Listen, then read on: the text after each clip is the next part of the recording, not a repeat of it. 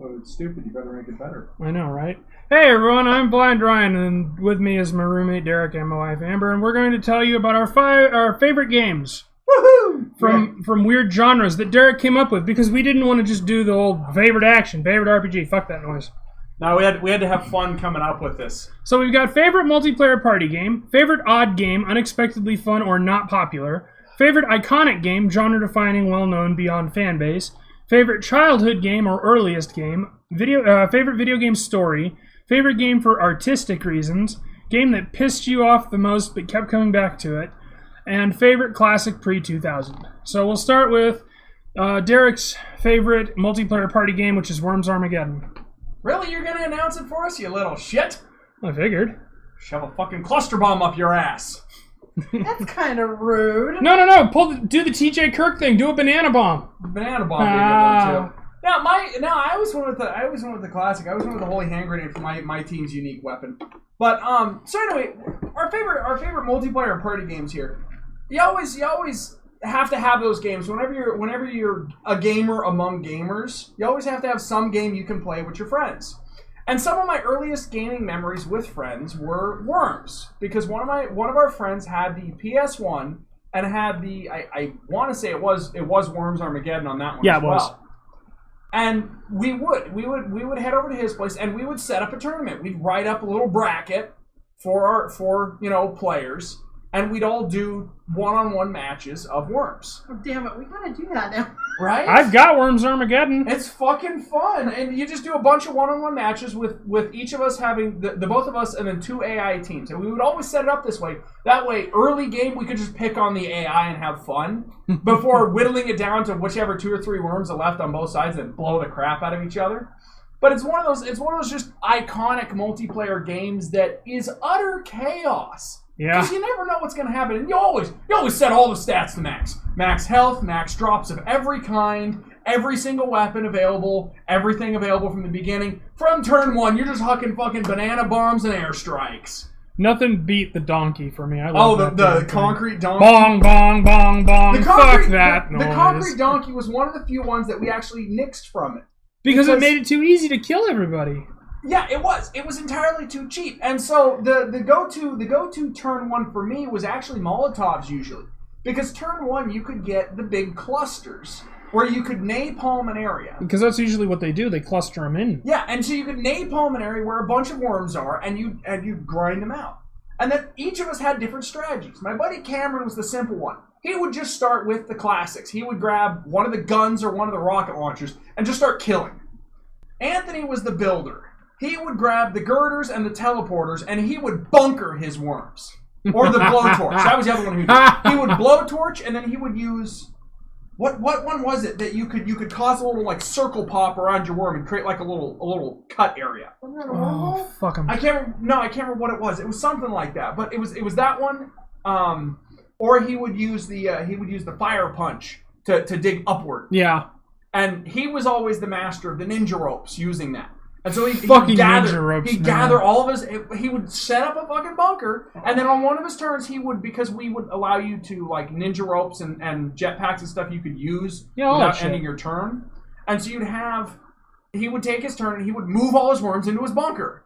But it always worked out like shit for him when one of my worms got to the entrance of the bunker and hucked a holy hand grenade through the entrance. And so he'd always have to try and get all his worms in the bunker and then barricade the entrance with like two or three girders. Yeah, try to stave off destruction. And then we had Hank, who was the cheap fucker, who would just from the get-go start hurling super sheep. And he would make those super sheep do fucking loops, and he would make them do aerial acrobatics before killing us with them, because he was such a smarmy shit with them. That's fucking great. Worms is just one of those games that it was never well balanced by any means. It wasn't meant to be. But it didn't need to be, because it was just chaos. And at the end of the day, it didn't really matter who won, because guaranteed you walked out of that match with 1 or 2 hilarious fucking kills. Oh yeah. I'd argue that Shell Shock is trying to do that now since Team 17's kind of gone off the rails. Yeah, but they're going to have a bitch of a time ever beating just Worms Armageddon. Just classic, all the weapons they've ever made.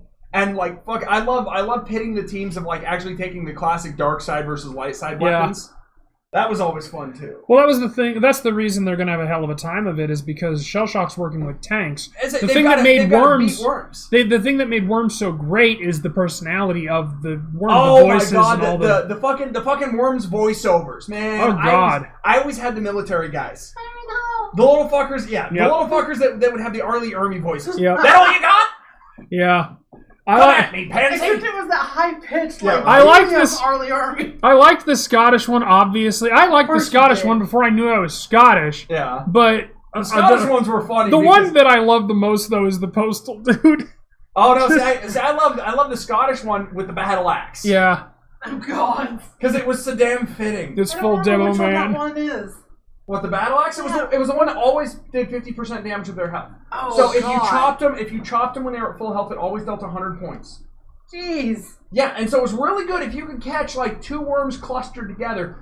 Whack! I tell you, one of the best ones I ever had was Anthony had the most success in getting his bunker set up on turn 1. He got himself burrowed in properly and barricaded the fuck out of it. This is gonna be a long And I had one worm, and well, he was low on the map. Yeah. I had one worm nearby, but not like super close, so I could easily just like torch in and get him. Yeah. I ended up firing a kamikaze almost straight downward through his worms, blew the ground out from beneath his worms, and dropped the whole party in the water. I fucking love kamikazes. Oh, and then it was fucking great. I gave up one worm to wipe his team. It was fucking glorious. Well, speaking of kamikazes, let's move on to the next one. Let's move on to my favorite multiplayer party game, even though I have a story that royally pisses me off still to this day. Civilization! The story I will tell is from Civ 4, but first I'll explain myself. I've always loved that kind of game. I've always loved Risk, I've always loved chess, and Civ is basically a sex party between Risk and chess. The kind of game you can burrow your mind in. Yes, very much so. Especially something like Gal Civ 3, but that's so damn advanced I can't figure heads or tails of it. And the UI. There's lots of things that are needlessly complex in Gal Civ, but it is a civilization game. So. Yeah.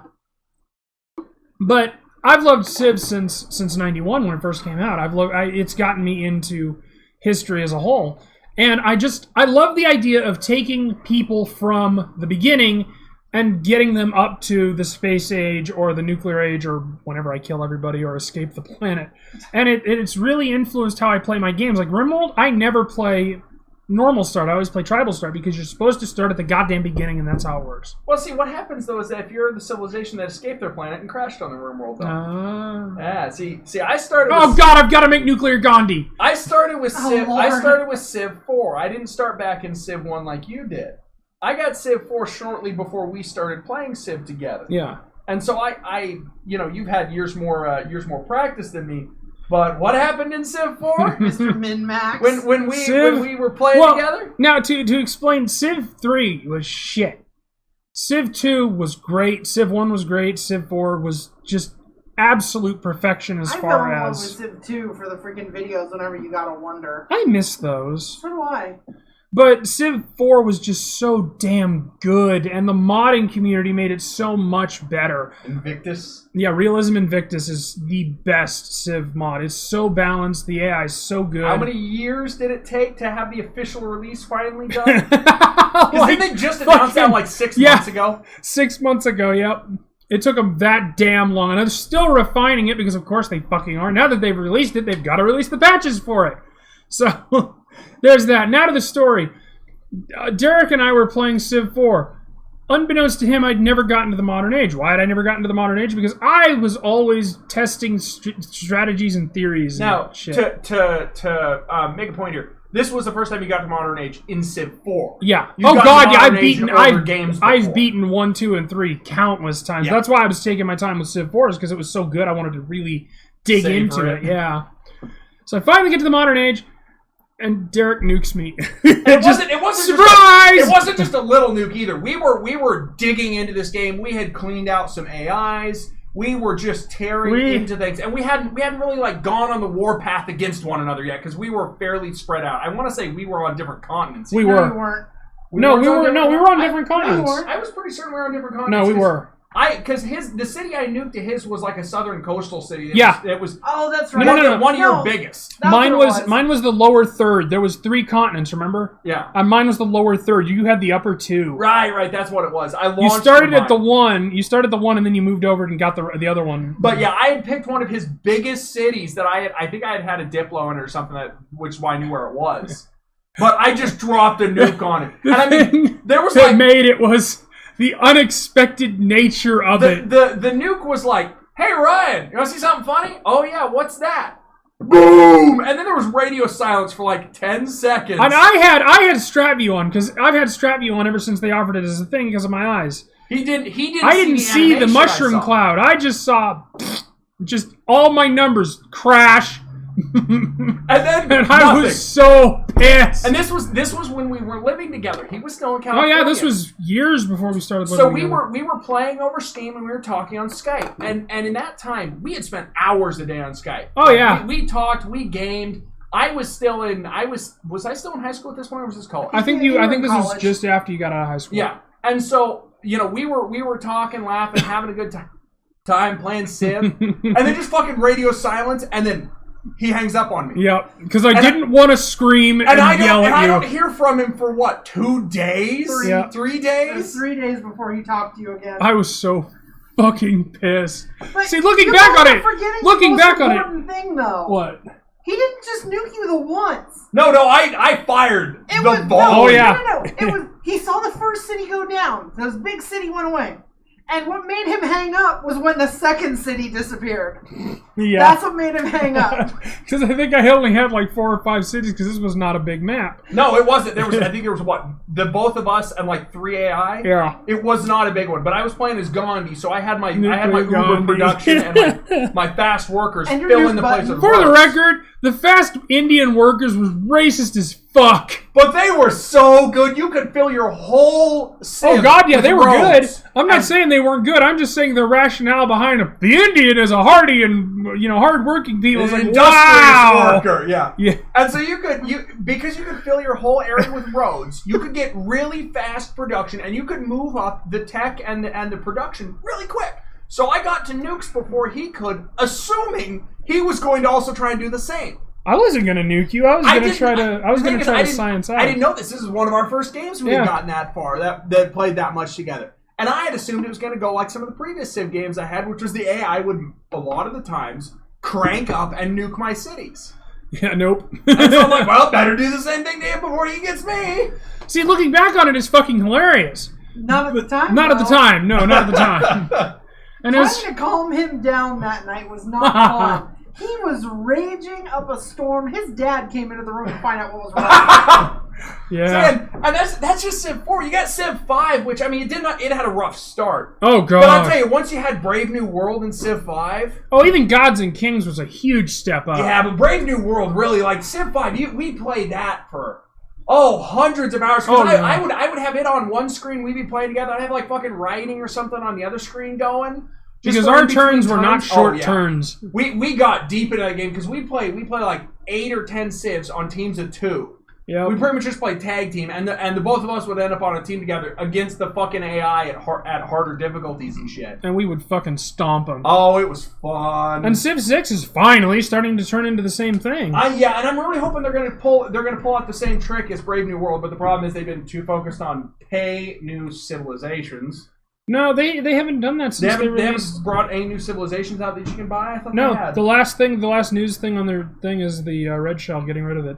Yeah, I'm still annoyed though that our fucking season pass was wasted on getting those new civs instead of getting full new expansions, because the season pass for Civ 6 said you get like the next 4 expansions, and we ended up with like 1 expansion and 3 new civs. Yeah. It was a sizable number of civs, but it was like, you couldn't put these in the main fucking game? Well, yeah, but it wasn't like we got a main expansion. We ended up having to pay for the most recent expansion, even though we had the season pass. Yeah, and I my dumbass bought 3 season passes. One for Derek, one for me, one for the wife. $240 when we first moved up here. Whoops. Yeah, and it's headed in the right direction. I'm hoping they're going to pull out one. Like, this recent expansion did a lot for the AI. Oh yeah, that's the biggest problem with Civ games is the AI is toaster. You need people, otherwise you're just... Well, I mean, like, Civ 4, Civ 5, they had already AI. It's like Civ 5, I couldn't just raffle stomp 1v6 deity like I could on Civ 6. Civ 5's original AI was just as bad. Yeah, it was. Don't forget, remember fucking Beyond Earth? We used the AI from Civ 5. Wow, that's great. From the base game. Oh god, man. Brave New World looks, or Beyond Earth looks so good too, because I was like, yes, it's a fucking space Civ. Finally, that's not Civ 2, because Gal Civ 2, oh my god, it's so complex. Yeah, Gal Civ in general just has a real problem with complexity. Gal Civ 2 was insanely complex. Like, I could not, I tried to get into it, I could not. I imagine, like, back in the day, when you had, like, when that was, like, the only game and you could devote tons of time to it, fine. Alpha Centauri was that way for me. Yeah, see, and so I got into it. So when they were, like, Beyond Earth, and they started showing all this stuff, and they're like, hey, you'll be able to pick some stuff from orbit, and you can drop your city where you want, and there's going to be all this new... And there's no tech tree, it's a circle now. Yeah, there's all this other shit, and it was like, and then you actually get into the game, and you start playing, it's like, the AI was dumb, the tech was stupid, the world events were crap, the maps were simple garbage, and it was like, oh god, you guys could have taken Civ 5, reskinned it for space, and it would have been better than this. And the people who, the community managers lied to me about they just lied their asses off, because he got on there, he was like, we need strap view. I was on their live streams, I was on their Twitter, I was bugging the shit out of them every day until I got 2 confirmations, one from the community manager and one from one of the fucking devs. That we would get a strap view so he could play the game. Otherwise I wouldn't have been able to buy the game. They said it, I bought it, and it wasn't in there, and I was so fucking furious that I started streaming. But so we were talking Gal Civ 3 earlier. Yeah. That's the newest release of Civilization games. And Gal Civ 3, if you're playing with people, is fun as fuck. But the problem is it's so damn complex that the AI does not know how to do everything. Trying to teach people how to do everything is a pain in the ass. I mean, for me, I play the Parrot Heads. That's my favorite Civ, and there are culture Civ on there. That's and it's literally, Civ. Yeah, I know, I made it.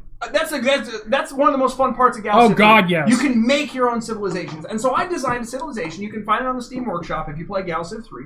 It's the Parrot Heads, and this is Jimmy Buffett style Margaritaville party planet, and the whole point behind it is hyper defense and massive culture. And the idea being is, well, why is there going to be war? Why is there going to be competition if the whole fucking galaxy is one big party? And it works. And so that's the whole point of it, is you capture... My Civ, you're intended to capture planets and put out as many culture hub space stations as you can and spread the galactic party as wide as possible. You gotta get them woofers, man. And it fucking works. You can overtake home worlds with the amount of culture I was producing. I had like 5,000 per turn coming from my home planet of Margaritaville. In space, no one can hear you dab. Right? And so it got to the point where you could do just dumb things with this Civ. You could, and I mean, I've never actually conquered the whole universe with it, because the amount of time it takes, because I was playing on the biggest size possible. Of course you were. I only ever conquered maybe like do. 6 to 8% of the galaxy as a whole. It would have taken forever. But the problem is the AI can't handle it. The AI has no way of knowing all of the strategies, all of the millions of ways you could fight. It has to be able to counter it. It has to be able to fight against it, and it can't. To his credit, Brad Wardell has done an amazing job with the AI. He's updated it so much, yeah. Because he talked the AI up so much, and when it first released, the AI was stupid.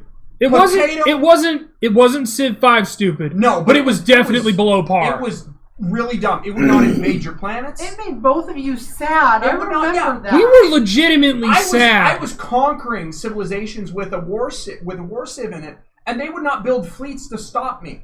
They would not build anything to counter me. They didn't know what to do. They finally fixed it. It's gotten a lot better. It's gotten to the point where I have to actually put fleets around my stuff to defend them, and I have to actually start counteracting stuff that the AI is doing. It only took him 3 years. Yeah. But so I think we're good on Civilization there, Amber. For yours? Mine is Terraria. And for those who know anything about Terraria, like if you don't know about Terraria, I'm sure you've heard of Minecraft. Well, Terraria is a 2D version of that. Well, in a way. To be fair, the proper description would be Minecraft would be focused on the sandbox, the building. Where Terraria's got the monsters and it's focused on the RPG aspects, the combat and such. Yeah. It's actually kind of Minecraft mixed with a Metroidvania. A little bit. Yeah. And I like the fighting and the monsters and stuff. My favorite part of it is all the weird shit that all of us built. Like, except for me, because I don't build shit. Yeah, I know. I always have to build Ryan's. I built him a refrigerator under the ground once. Fucking love that thing. He wanted to live. I'm always hot. I want to be in a refrigerator. I mean, Derek here, it's fun to see what he comes up with. He came up with a ship in the sky at one point, and then I decided to get cheeky, and I enclosed the whole damn thing in a glass bottle. And then I broke the bottom of the bottle and dumped all the water on her house. Yeah, pretty much. She didn't think about, I'm going to fill this bottle with water above my house. I don't know what would happen if he would break the side of it, so I did. A big old bunch of nothing. Like my favorite's still your clock tower, dude. That thing was nuts. The clock tower is one of the best. I was going to say, yet. the clock tower is probably my favorite one because I built this clock tower that was astronomical in size. The thing went high enough that if you stood on the top of it, you'd hit the atmosphere level, and you'd be attacked by the flying dragons and such. But it had a big stained glass face that had a big color spiral in it. That was the part I loved. That was really cool. It was really pretty. And so you can do the things they've added to that game to make it be able the fact to that they're build still more. updating it. Yeah, they've got an update. 1.36 is coming out eventually. Oh, good God. I mean, I don't even know how old that game is. I think it's 10 years old. Let me look. It's got to be more than 10 years old at this point. Because, beta came out fucking forever ago, and it was so simple. Like, you didn't even have hardcore mode. You didn't even have Wall of Flesh. Well, not only that. But it's not even 10 years old. Really? It's not even 10? Wow, it isn't. Huh. It's 7 years old. Well, when was the beta release, though? Because that's the official release. Beta release had to be a little bit before that. Oh, no, that's beta on consoles. I don't know if it's going to show, because it's just going to show official release date. Beta had to be at least a year before that. So was developed beginning in January 2011. Huh? Fuck. Huh. Alright, well, okay, never mind then. Maybe I'm just bullshitting. I remember when they didn't have stairs, and now you can put Oh, God! Oh, yeah, when your you couldn't angle your blocks or none of that? When your staircase designs were made with just platforms on the wall. Yeah. The thing I love is going to the Terraria Creation Corner, or whatever the fuck it's called, where they come out every week or every month or whenever the hell they feel like it, with all this sprite art, all these constructions, and all this shit that I go, wow, I will never have enough time in the day to do all that. The people who keep building Mario and Zelda figures are the ones that kill me. Because they go out of their way to find every material in the game to get the colors right. I did build one thing. You remember my big incandescent house filled with lava? Yeah. I did build one thing. It was a cube. Yeah, my go-to always ends up being pirate ships just because, yarhar, I'm a pirate. I mean, I built the one flying ship. I built the one that was actually on the water. Yeah, there was that one that we put the pirate in. Tell them how we forcibly kicked one of our friends from the game. Oh, no, we did not forcibly kick him. That was the other good thing about Terraria, though, is that you can play pranks on each other. Yes. We tricked him into blowing his own house up. No. We need some backstory here, because that sounds like a dick move. He did not build a complex house. He built a cobblestone box. This was a nothing house. Anyone with no experience at all in the game could build this house in 5 minutes flat, and that includes digging up the resources. And he was basically Mr. Complainy Pants. And so I went ahead one of the times when he wasn't on the game, just as a bit of a joke, I went over and I put some dynamite in the wall of his house and a pressure pad at the door. And so literally you'd open the door and the house would go pop. And then, I'd go and build him a new house. Whatever, doesn't bother me none. Well, the house went pop and he went, and then left. I was like, really? You dick? And we did the same prank to my buddy Ron, who laughed uproariously like you're supposed to. He thought it was funny, and then he told us to get on to building him a new house. Yeah, and we did. We built him a new house. And he liked it, and we had fun. See, and that's, like, my love of Terraria is just the spread of things you can do. The complexity of the wiring system, the allowance of block changes now, that how you can change all the blocks in different shapes and sizes. Oh, your party balloon. Yeah. Forgot about that. That's one of the fun ones, because if you use the paint, you can make all kinds of things. And so I had made what amounted to a party barge in the sky. What this was just a simple side cut boat. And then I built the balloon on top to look like a huge pile of party balloons holding this thing up. And so what it ended up being was using the 3 different colors of rubber blocks, because each different color of rubber block doesn't interact with the other ones. Yeah. I built a whole bunch of different blocks that looked like balloons hanging up there, hung a bunch of ropes off of them, and kind of connected some to the ship. and I painted every single one of them a different color, so it looked like a massive splay of party balloons holding the ship up. That was and he really used that cool. wiring he was mentioning to have fireworks and sparklers and bubble machines. And then I put the party girl in it, yeah. The wife likes to create. Derek likes to create on a whole nother level. I do wacky shit. I just like to explore. Yeah, it really is as simple as that. We generally give him the equipment and go, here, go have fun. Yep. Bring back stuff. Okay, here you go. The problem being is I have a much more efficient way to bring back stuff, and so I end up maxing my hearts out before either of them. Yeah. Because if you dig into the underground and you find a couple of the cabins and you find some of the teleportation potions that teleport you to random spots on the map, you can abuse these to get teleported deep underground into like the jungle areas. Dig up a couple of the crystal hearts, log out, log back in to get teleported back home. Yeah. And you can, every one of these trips, you can come back with 3 or 4 crystal hearts per potion if you know what you're doing. For an honorable mention that I just thought of while we were talking, in terms of games that you and I have had a shit ton of fun with, the original Risk of Rain. Yeah. Because it's basically a side-scrolling Isaac. That actually was a fun game, even for me. Even though I didn't dig it. Oh yeah, you did. We did give you a copy of it. Yeah, I played it a couple of times. It wasn't bad. Because I mean, there are tons. It's just such a simple shooty game. There are tons of fun multiplayer games that we've all spent time on, you know. But I mean, for me, the honorable mention, the one that just keeps coming back to my mind is just all the fun we've had on Risk of Rain, just breaking the game utterly. Oh yeah, we get ridiculous amounts of items on there, and if you know anything about the game at all, once you play with the relic that allows you to pick your item. Oh yeah, you can do builds. You can design builds and you can break this shit. And I would use the engineer who had the invulnerability barrier and he could punch things. And I would run around and punch everything to death at insane speeds. And I would be the guy with a shotgun and a riot shield, and I would make my shotgun fire faster than a fucking Tommy gun. Or the time when you got so many mobs piled up, you hit that shield bonk and damn near crashed the game. That was in the Arctic. Yeah, he has a shield slam and it knocks everything in front of him. But the thing is, something to do with it causes the enemies to like bounce against one another or some shit. So when you hit a hole, it's like the sound gets squared. The more enemies you hit, it gets louder and louder and louder until it's nothing but high-end noise. Yeah, and it also like the game engine also at some point starts lagging because it doesn't know what to do. And he had piled so many mobs in front of him by standing in a corner and just planting his shield and hiding that when he bonked with the shield, the whole server like skipped about 2 seconds there. Oh, my favorite was stacking Brilliant Behemoth just because it made so much Christed noise. Yeah. I don't even remember what I stacked on that. I think I just ended up stacking all of the crit stuff ever, and so I'd get the 100% crit chance. And then the like 200 health restored every time I crit. The other one I like is with the Huntress because she can move and shoot. Is getting that drill that every 4th attack pierces. And so just having all of them pierce. Yeah. Fuck you, enemies. So anyway, if we're going to complete this video in reasonable time, we should probably move on to the next category. Yep, favorite odd games, unexpectedly fun or non-popular. Derek, yours is... I started with Hydro Thunder on this one. And the reason being, there's a bit of nostalgia in my love for this game, obviously, because the local arcade here in Spokane was never a good one. It was in the Valley Mall was the arcade that I kind of not really grew up with, but it was the one I went to the most. And it was just a little arcade called Tilt. Now, if you know anything about arcades in the last, 15 years, they're kind of shit. Arcades stopped being popular when home gaming consoles came out. Yep. But there was one arcade machine that I would go down there all the time and throw quarters in. It was the Hydro Thunder machine.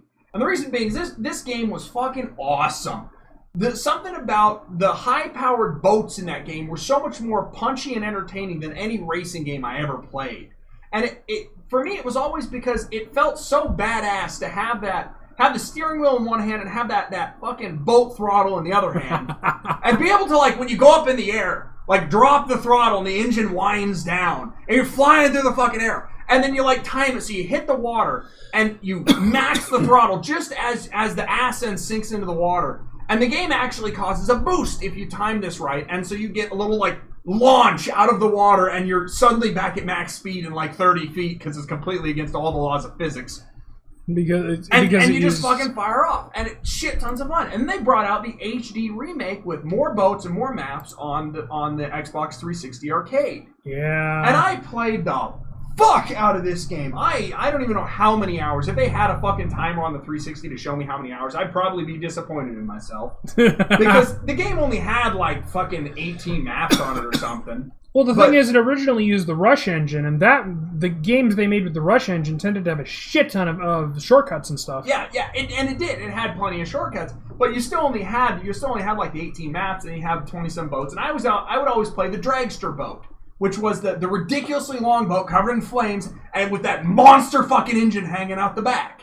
And Just it was so the you one could that go full ass in. It was the one that handled like shit. But it fucking took off like a dragster. The Bowser Mobile. Yeah, and so you just nail the throttle on this thing, and it would just fucking take off. And you'd launch past everyone. But that first corner, if you didn't know what you're doing, you'd hit that first corner and just nail straight along in the wall and blow the fuck up. It's every Gran Turismo game ever. Right? And then all the boats go zipping past you, and you reach like, oh, fucking hell. And drop the throttle again and go zipping off and die at the next corner. Yep.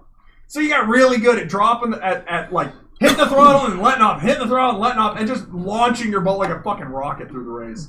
And so it's one of those things that, it's not a really popular game by any means. There are better racing games, there are better boat games, there are more popular arcade games. But I would love a VR version of Hydro. Oh, Christ, that would be fun as shit, man. I would play the fuck out of that. I would finally buy the racing wheel and pedals. I would play the fuck out of that, and I can't even see VR. Yeah, right? So anyway, my favorite odd game is A Robot Named Fight. It's not very odd for people who know me because it's basically just, yay, another roguelike, another Metroidvania.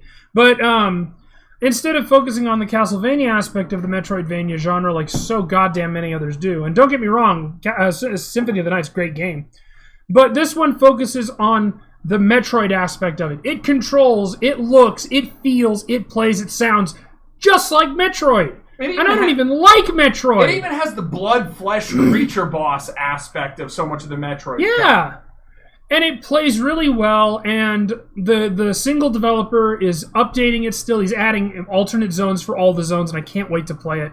And the reason I picked it is because nobody knows about it. This is an amazing game. Easily, if I can speak, on par with 20XX, with Binding of Isaac, with all of that, with all the old, retro-ish roguelike-y games, easily on par, and nobody knows about it, and it drives me insane because it deserves so much better than what it's gotten. And hopefully somebody will watch this video and check that out. Actually, what I need to do is when I make this, I need to put some links. Put the links in the description, yeah. Yeah. I wonder if anybody will go to them. Interesting. But one of your 6 views probably will. Yeah. But a fun story about A Robot Named Fight is the developer actually gave me $100 for rent. I didn't even ask him for it. I just said, hey, I'm short on money. I could really use donations. I made the video, shared it everywhere. $100 from Matt Bittner. Who the fuck is Matt? Oh, shit. It's the dev from... Don't you need this money? No, take it, dude. Don't worry about it. Oh, thanks. I bought the game, and this is a refund times 20. Yeah, he's actually upped the price because he's added so much shit. He didn't up it by much. It was only like $7 originally. Now it's like 12. Yeah, and honestly, $12 for games like that have that much replayability. Yeah, is insane because this is one of those that they like to call a roguelite. Each playthrough unlocks more items that you can find in future playthroughs. Oh yeah, and he learned from Isaac. Every time you beat the final boss, it gets harder and harder until you don't even fight the final boss. You fight the real final boss, which I haven't even gotten to. Because originally the game was piss easy. He heard that and said, oh yeah, watch this, and made the damn final boss an absolute nightmare. Which is good. That's how it should be. Yeah. So and now he's adding beam weapons and alternate zones and all kinds of shit. And fuck, you were just looking at the at fucking teasers of new shit on there. Yeah, it looked like a mixture between a sprinkler and a ray gun. And sadly enough, I don't own it because I've seen it enough, and it's one of those things that it could interest me, but my taste of that genre tends to swing more towards Enter the Gungeon. You like you like the more top-down stuff, and I like the more pretty much Super Nintendo-y stuff. Like I definitely see the appeal to it, but like I played a lot of the Rogue Legacy. Well, yeah, that's basically Super Ghouls and Ghosts to this one's Super Metroid. Yeah, pretty much, yeah. And so it's basically pick your poison. 20XX is Mega Man X, and Binding of Isaac is Zelda. You know, just same kind of thing. But anyway, that's my odd game. Well, and now for Amber's odd game, while I run to the bathroom and cough my guts out.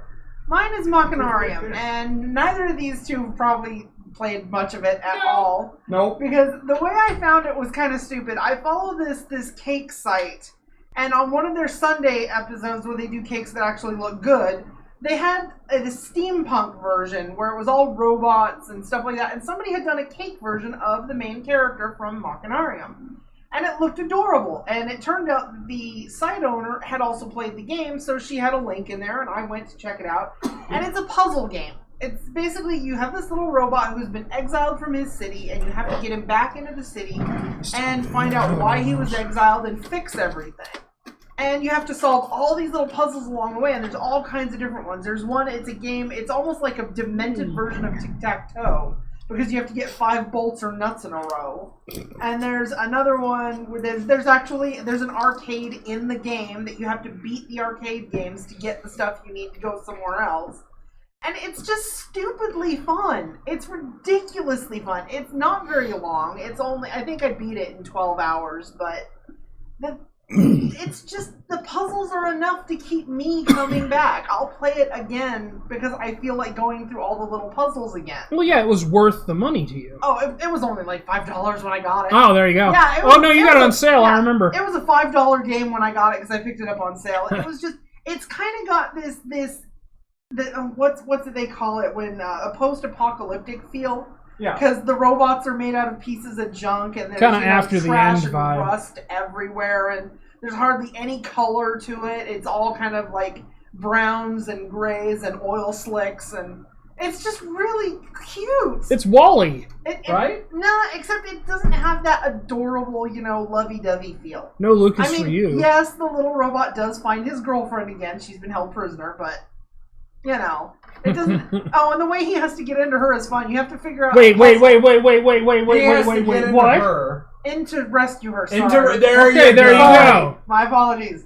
There's a puzzle you have to solve, which will get a air conditioning unit to overheat and blow its fan out of its That's mouth. horrible. Haven't you ever seen The Brave Little Toaster? Yeah, that thing's a monster. Yeah, that air conditioning unit needs to die. A Jack Nicholson monster, no less. So you basically have to kill the air conditioner. There's a reference nobody will get. You can never kill Jack Nicholson. Exactly.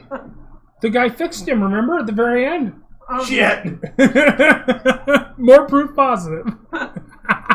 Oh, boy. So moving on. This is going to go for fucking ever. Who cares? We end up with an hour and a half long video. Hey, Drake wanted to see it. Fuck it, man. Oh, no, wait, no, this is one of the ones... This is just one of the ones that we came up with, Yeah. Favorite iconic game, genre-defining, well-known, beyond fan base. Derek, you're up. I'm starting with an old one here, but this is so much fun. Mr. Tom Sawyer's Roller Coaster Tycoon. Tom Sawyer? I don't know. What's his first name? Sawyer. I know his last name is Sawyer. Tom Sawyer. Now I have to look it up. What the fuck is his name? No. What is his last name? Just look Roller Coaster Tycoon. Yeah. I'm gonna feel really stupid here because I played the fuck out of this game and I've seen it. Chris Sawyer. Chris Sawyer. I've seen. dumb? Yes, I do actually. By Scottish programmer Chris Sawyer. Ooh. Har. Roller Coaster Tycoon is pretty much the epitome of all tycoon games. Chris Sawyer programmed this game pretty much by hand in BASIC from the ground up. He built the game himself. There was no game engine. There was nothing he built this with. He decided I wanted to make a game one day, so I fucking did. Back in the 90s, it was a lot different. Right? And this game is well more complex than anyone could have kind of comprehended of at the time. And it is endlessly entertaining. And I still, to this day, I play it more because he came back like 2 years ago, reprogrammed the whole game for Android and iOS, and you can get it on mobile right now to play on your phone. That was like $10 for the whole thing. Yeah, top to bottom. What he did was he went back and he took Roller Coaster Tycoon 1 and 2, not 3, because that's a fucking travesty, and mixed all the best stuff and both of them together into a single game because they were built on the same engine. It was just 2 was more advanced, and put it on mobile. Roller Coaster Tycoon is genre defining because at the time It allowed players to build their own coasters and to do things unheard of. It gave players an unprecedented level of customization. You could build your dream park to unbelievable complexity. And everybody would say that, what about theme park? Well, theme park was more kind of casual. This one was you had to know your shit. Well, you didn't have to know your shit. You did in the later maps. Well, that's what I mean. You could pull up Forced Frontiers and fuck about and Forced Frontiers is and fun. You could win on accident. Yeah. All right. But the thing is that the reason this game was so surprising was he decided to go with what amounts to like a puzzle piece kind of design. I don't know what you'd call it, but like every part of coasters, every ride was kind of fixed frame. It was singular. I know there's a modular. Yeah, kind of. But there's a fucking name for it when you're designing a game like that, where everything whenever you view it from a certain angle or everything, it all has a singular designed or it's pre-rendered. Yeah. It's all pre-rendered system that you just piece together, essentially. And that sounds like it'd be really restrictive. Except for the fact that he made the biggest fucking pre-rendered game in existence.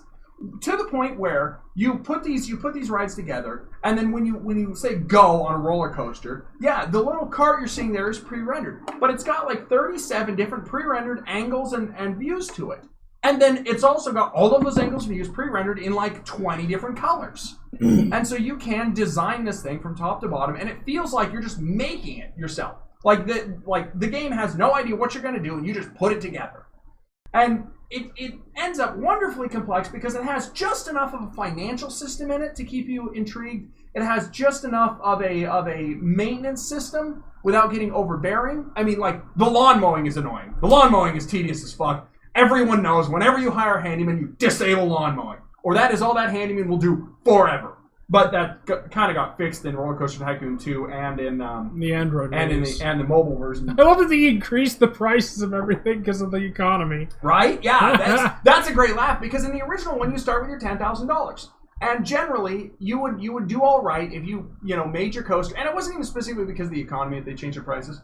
But most parks you start with like $10,000 or $20,000, and you'd be expected to drop a number of rides, set their prices, and start off. And generally, your rides would start out at a price of $1 to $1.50 a ride, $2, $3, $4, $5 on coasters, which would entirely be judged. The customers would judge whether your price is right based on an algorithm dependent on the excitement rating, the thrill rating, and the nausea rating compared to each individual customer's own tolerances. Because they did. Every single customer had its own tolerance, and when it would walk up to a ride, it would go, this ride, is this a ride I like? Look at each 3 stat.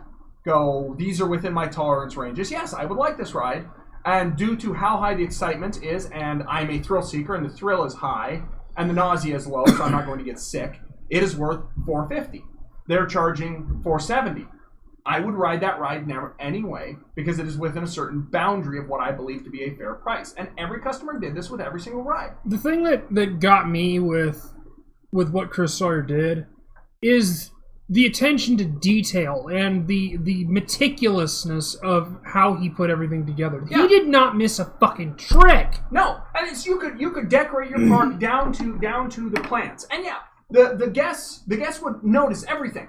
If your park got messy, if there was, like, say you had a lot of food stalls and you didn't put enough garbages, these garbages would get overflowed, and then the people would only carry the food for a certain number of steps, and then they would drop it wherever they were. And so your garbage would end up on the paths. All of your bushes would be full. Yeah, you'd have to have handymen to clean it up. If they didn't clean it up, your guests would start to take notice, and then they would complain. If your guests complained enough, you would say get an award for having the messiest park in the country, and then this award would stick around for 6 months to a year and would affect your park rating and the guests coming into your park as well as the park value.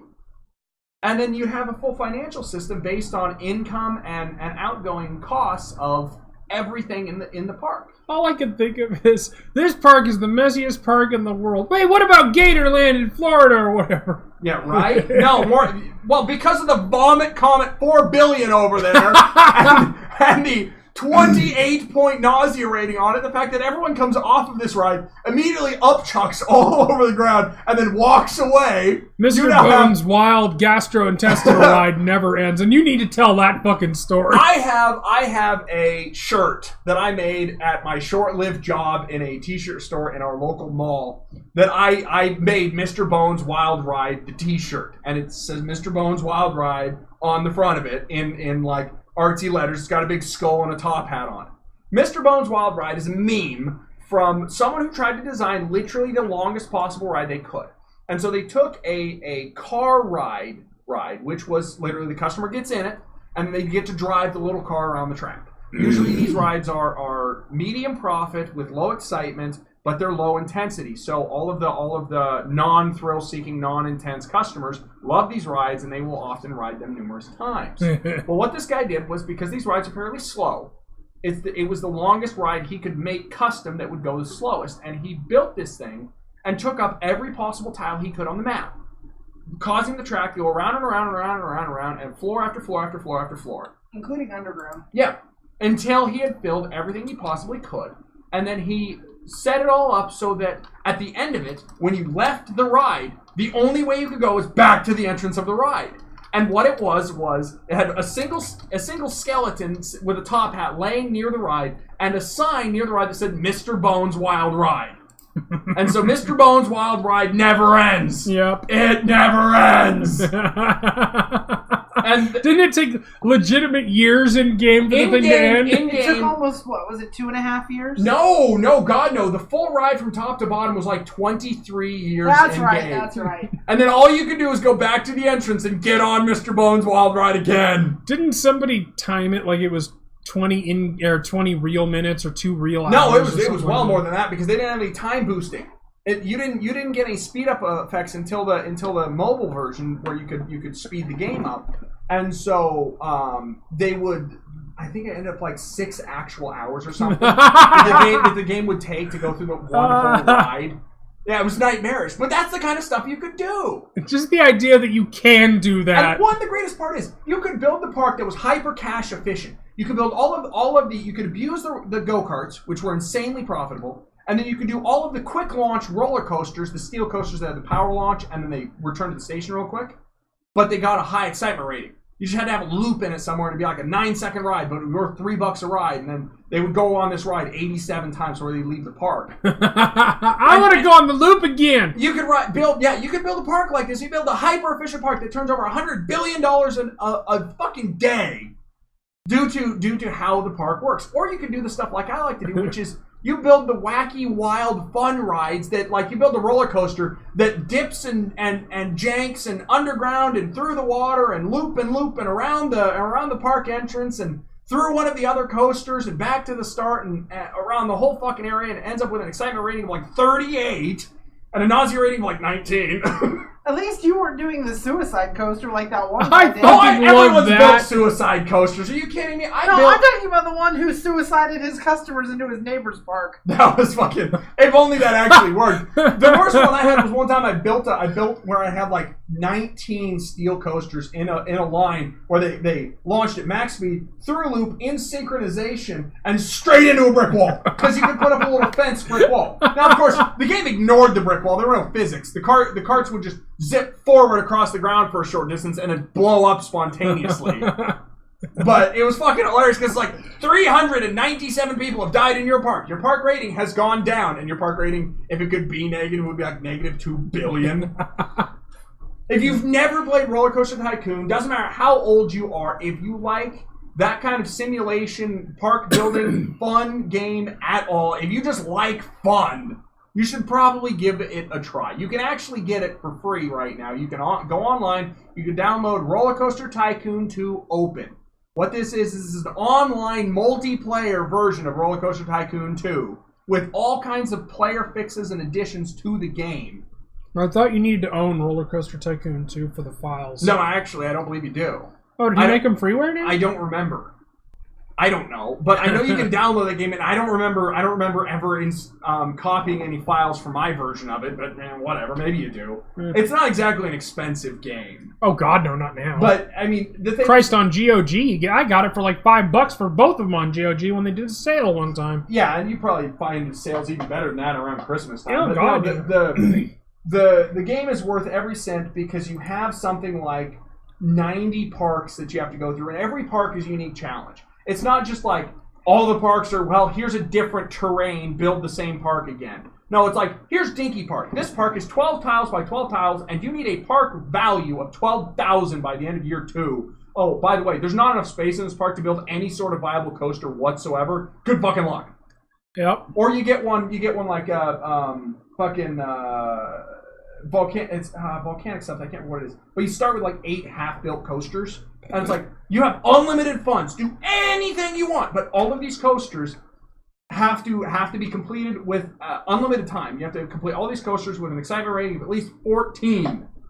And some were bloody hard coasters, like the suspension coaster, which is a bitch to just get above 10. Because the way the coaster works is it's all suspended, and every single turn causes the coaster to flail out. And it gets, the more turns you have in it, the more intense it gets.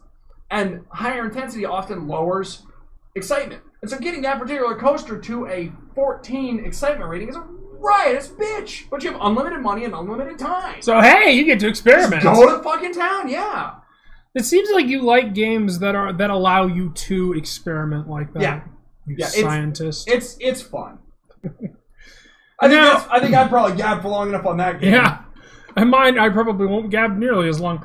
Mine, Binding of Isaac. That's my icon game. That's the game that whenever I say something about roguelikes, that's the one that everyone comes to. I've heard people talk about it on the bus. When we first moved here to get to a doctor's appointment on the way back, the wife and I heard people talking about it on the bus. Specifically, they were talking about some of the items that you can get in there. I know that one of the ones they were talking about was...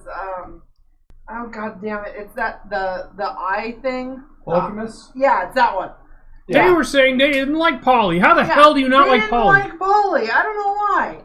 And then somebody else was talking about Brimstone. Even I know what Brimstone does, and I don't play that game. Blarg! She hates Brimstone. She played a couple of multiplayer games with me. She will not play it if I have Brimstone. I don't like Brimstone. She likes her tears. Anyway, Isaac was basically just a fuck around project by Edmund McMillan, the guy who made Super Meat Boy. It was originally Newgrounds Flash game. Yep. Literally played in Flash with all of its 20 frames per second glory if you were fucking lucky. The original UI had it built as pretty much a mock-up of the original Legend of Zelda. Mm-hmm. And it was just a horrifying little abomination of a game that he turned into a fucking spew. And it was so good. Just like Brimstone. It's only gotten better since he actually did the smart thing and went, well, shit, there's all these community mods that are fucking amazing. I'm going to start putting them in the game. Yep. Well, I mean, originally it was the Flash game, and he didn't even think it was going to be popular. When it ended up being popular, he was either contacted or he contacted himself, the people behind the Cave Story game. And they made The Binding of Isaac Rebirth, and that thing's been just on a fucking fire ever since it came out. I'm doing a goddamn Let's Play of it again, still years later. Because of the Eternal mod. Not only that, but I don't use that one anymore. Right after he announced again that he was gonna undownload No. To explain, I thought I couldn't use mods, and I actually need to use mods to play the game because of my craptacular eyes. Oh, okay. So... that was just a misunderstanding on my part. Oh, is that what it was? But The Binding of Isaac is the game I am most requested to play. It is the most popular game I play. It is the thing that gets me the most views. It is a game it is one of the few games that I can play and talk at the same time. Most of the time, 90% of the time, because every so often you get a hard boss. And I mean, like, look at how high up it's still ranked on Twitch. Oh yeah, for streaming, and it's because it's so damn entertaining to have a laugh of play this game, watch a streamer play the game, and get fucked by it.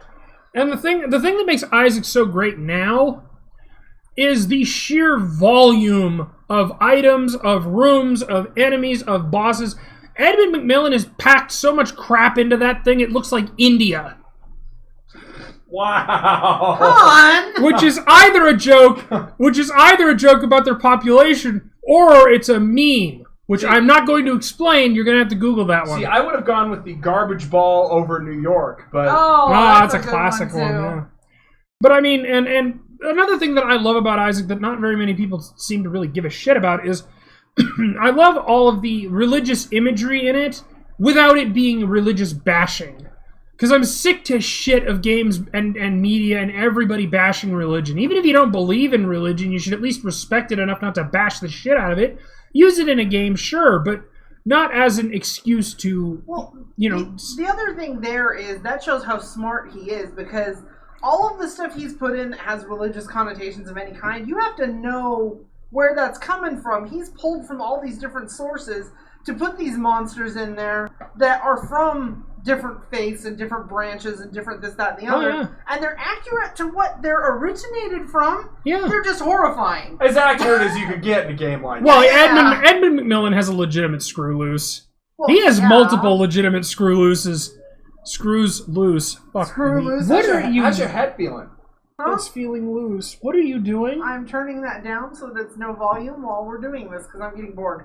Well, excuse the fuck you out of me. You gotta talk next. Time for yours. Yeah. Go. Fuck. All right, I'll cut off my most popular game of all time. I'm actually trying not to fall asleep. You want to fall asleep. You have a job to go to. Yeah. Anyway, Isaac, great game. Everybody should play it. If you like old games, if you like new games, if you like hard games, if you like hard games, you definitely should play it. If you don't like hard games, I might not play it. But anyway, great game. Buy it, whatever. On to Amber before she gets bored and falls asleep. Sorry! I love you too. This is going to be great for the video, but it's going to be just comments of, yeah, I fell asleep during your video. She was right. You're boring. I could see it. Anyway, hon. I worked a lot today. So Ooh, she worked a lot. She worked 8 whole hours. A whole work day. Oh my god, I've never heard of such a thing. Fuck you. Anyway, your favorite, most iconic game, for the love of God. Mine is The Sims, and almost everybody knows what The Sims is. I mean, I'll admit, I'm a little late to the franchise. I didn't get into it until Sims 3. But it hooked me. I mean, I liked playing the little, critters and the characters and walking around and playing their lives out and having fun with them and making my own families. I also like the house building because you can do some ridiculous things. I love, actually, one of my favorite things to do with houses is build 2-story house and then knock out the bottom floor. Because it's funny. You have the stilted Louisiana house. Yeah, sometimes I do. Do they speak the banjo? I was going to say every once in a while. I was going to say she's playing the banjo. Yep, have to play the banjo.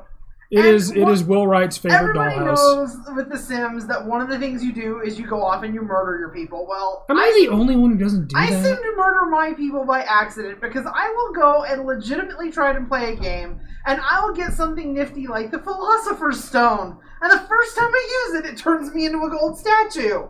My favorite I thought that was hilarious. My favorite is when Ron was playing The Sims and I can't remember who the hell he was playing as. I think he was playing as your brother and burned down everything. Yeah. I think it was weren't you playing it? And he was like, put the baby in the fire. No, that's what he did. Yeah, really? That was him. That was him. I thought like you had been streaming it and we were talking on Skype or something. No, the only stream one I had was when I was trying to do a legacy in The Sims 2 and I didn't know you were supposed to actually tell your sim to put out the fire and my guy burned to death on like the 3rd day. No, we were watching. Well, that's a fucking short legacy. Ron had said that he had made your brother and his wife and the kid. Yeah, I remember that. That's what it was. Right, and then it's like the house started burning down, and he's like telling us to put the baby down in the fire. Oh, that's just mean. I was like, wow, Ron, you're getting right into the spirit of The Sims. The thing about The Sims is that it is such a great storytelling medium, to the point where there are legacy challenges, there are blogs with stories that are actually really entertaining. Yeah, the character stories that people write of their little original Sims are very interesting sometimes. But my absolute favorite thing to do is build all the people I know. Especially because the last time I built Derek, I horrified his mother.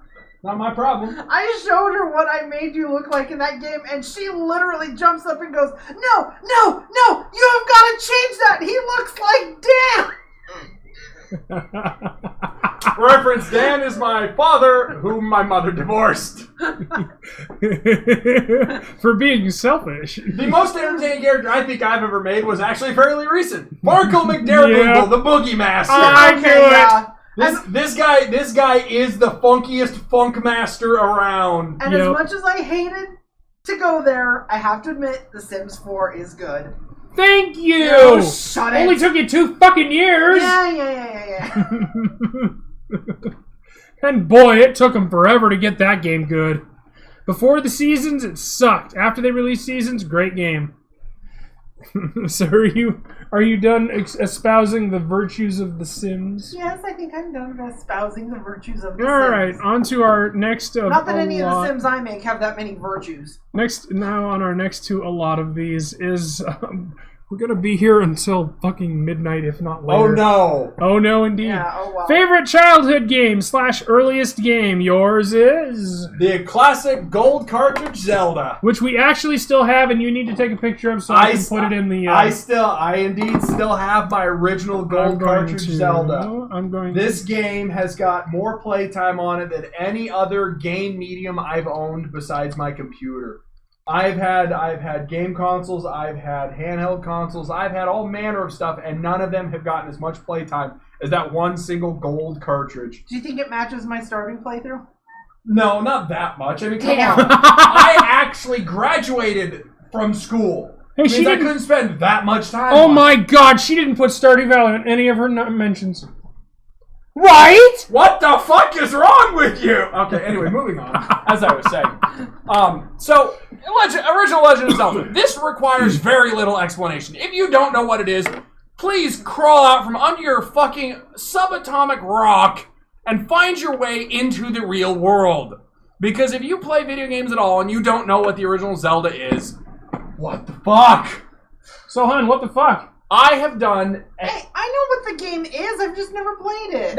Never played it is fun. A lot of people have never had the original NES console, have never had the interest to download the emulators and play the game. That's fine. It's not a game for everyone. I understand that. No, It is a challenging game.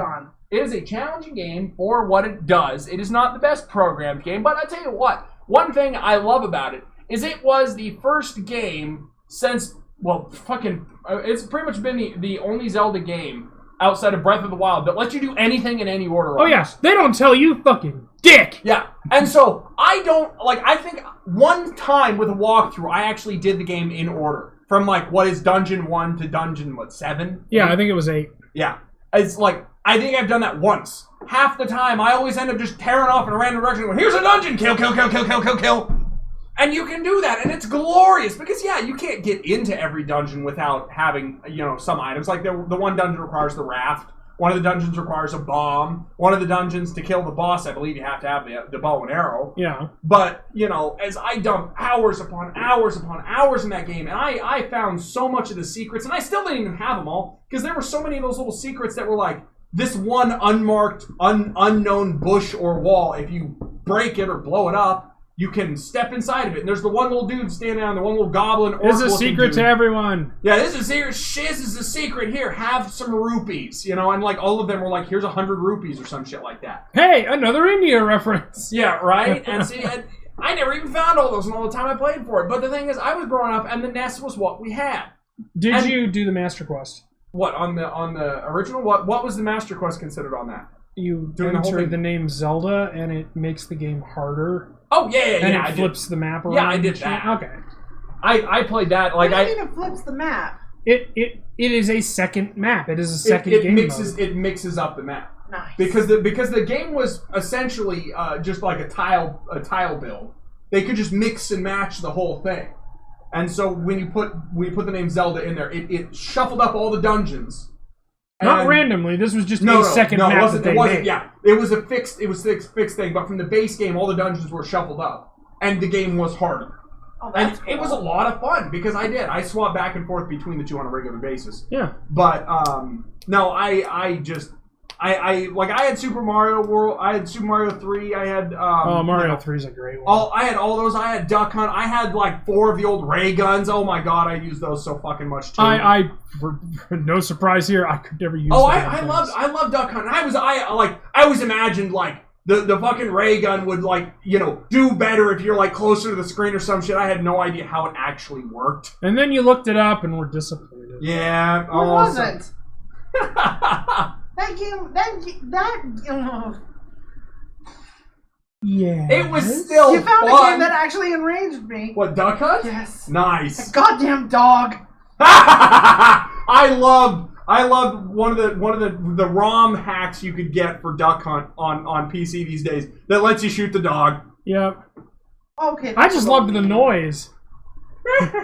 No. Where you fuck it up, that little jingle that plays. Oh, I thought you were talking about the dog laughing at you. Oh, that one's funny too. So anyway, my first game, my earliest game that I remember, and I actually do remember it as my first game, was when I was maybe a year and a half old. We went over to my Uncle Mitch's house, and he was married to my Aunt Joanne and worked at a prison. He had an Atari 800 XL, which is basically an Atari 2600 except good, and a computer. And it's what they made the 5200 out of, actually. And the first game I ever played was Montezuma. Not Montezuma's Revenge, Montezuma, the demo version, or the hacked version, or something. It was basically a runny, jumpy temple run game. And you had 3 pyramids to go through, each one harder than the last. And it was really fun. It wasn't until Super Mario Brothers that the genre as a whole was improved. I was going to say it wasn't until Super Mario Bros. That you got more than 2 colors on the screen at the same time. Oh no! This was the 800, dude. This thing could put out color. This thing was a really good system for what it was. The oldest consoles I ever actually played as a kid was the NES. I never had anything before that. Yeah, but with Monty, the thing of it was the controls were just so goddamn good. Even Mario didn't control that well. And what was interesting was, I don't remember doing this, but my mom swears up and down I did it, and so did my dad, which is weird because he never agreed with her on anything. And all of my family has seen me do it when I was a baby.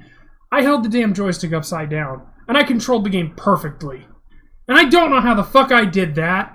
Well, and I've tried it since then, and I can't do it now. In theory, the only part of the joystick that matters is the joint in between the two. So holding it upside down and controlling the top would just essentially give you a smaller handle to hold steady and a bigger handle to move. Well, no, it was just the one joystick and the button on the bottom. Yeah, I know, but I'm assuming when you said upside down, you're holding the hand. You flipped the button upside down. Oh, so the button was on the I was going right. I was going left is right and right is left. It was. Oh, okay. I thought you were talking about you flipped it vertically upside down, so you're just holding. No, that would actually make sense. And so you've got like the base. It would be playing with an udder basically. God! You've got your base in your big hand up here, and you got like one finger curled around it. And I've got my udder. Yeah, pretty much. No, I had it flipped the other way. Well, see, that's fucking hilarious. Yeah, I don't know how the fuck I did it now. Can't do it anymore. But well, I mean, it wouldn't be that hard to get accustomed to. If like you just picked the controller up for the first time, you just got it back. And that's pretty much what I did. And they'd turn it around, and I'd turn it back around, and still be able to play all these fucking games. Pitfall 2, Rainbow Walker, Snooki. Snooki is the dumbest fucking game ever. You are a penguin. You only go right to left. And when you die, you're dead. That's it. You have to start the whole fucking thing over. Every so often there'll be a checkpoint, but it's just one big, long level. It was basically the precursor to Super Mario Bros. Nice. And they looked like dicks. Well, they did. It was just... art, what can you do? It was just... They were ovals. And one was flesh-colored, and the mother was blue. And you just had to get one from one side all the long-ass way to the other. Yeah, but the little heart when they got back together was really cute. Yeah, and it certainly trains you for Mario, I'll tell you that fucking much. You couldn't run, but you had to be pixel perfect on your jumps, otherwise you would die. And you'd get a big winking skull, which I need to get as a gift because it's awesome. So anyway, that's my first memory. What's your first memory, hon? Mine is, I'll have to defer to you on the console. Wake up! Don't fall asleep! Yes. Are you still bored? No. I'll have to defer to you on the console type because I don't remember which one it is, but it was the old Atari that had Atari 2600. Okay, so it was the Atari 2600 version of Pac-Man. I don't even know where my dad got it. I know where he got it. Literally anywhere. Literally any trash can ever. No. Hey, he was in Arizona. He could have found that dump that had all the fucking... No, that was New E.T. Mexico, dumbass. Oh, that was New Mexico? Yeah. That was New Mexico. Close by. And that was E.T. My dad owns a cabin lot in New Mexico, so maybe he was near there.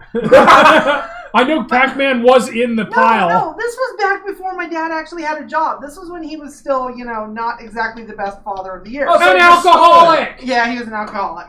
But no, I remember coming home from school one day and Daddy, there's forgive this me. stupid little one of the square TVs in the corner of our living room. Oh God, I remember And the the old black Atari and whites. 2600 sitting in front of it, and my dad and my mom were sitting there playing Pong. And my mom hadn't hung out with her hippie friend in years, so I know it wasn't weed. But they were doing that, and my dad turns They were around on Quaaludes. Oh no! My dad turns around and I come in and he says, "Would you like to play something?" And I said, "Well, what is there?" And he shows me Pac-Man. And he sits me down and lets me go to town, and I played Pac-Man after school every day for about 2 years, and then suddenly our Atari disappeared. Was it, you know what it was, right? He was right. They found a nice big load of Quaaludes. They need to find a way to distract you while they were in the bedroom enjoying the Quaaludes.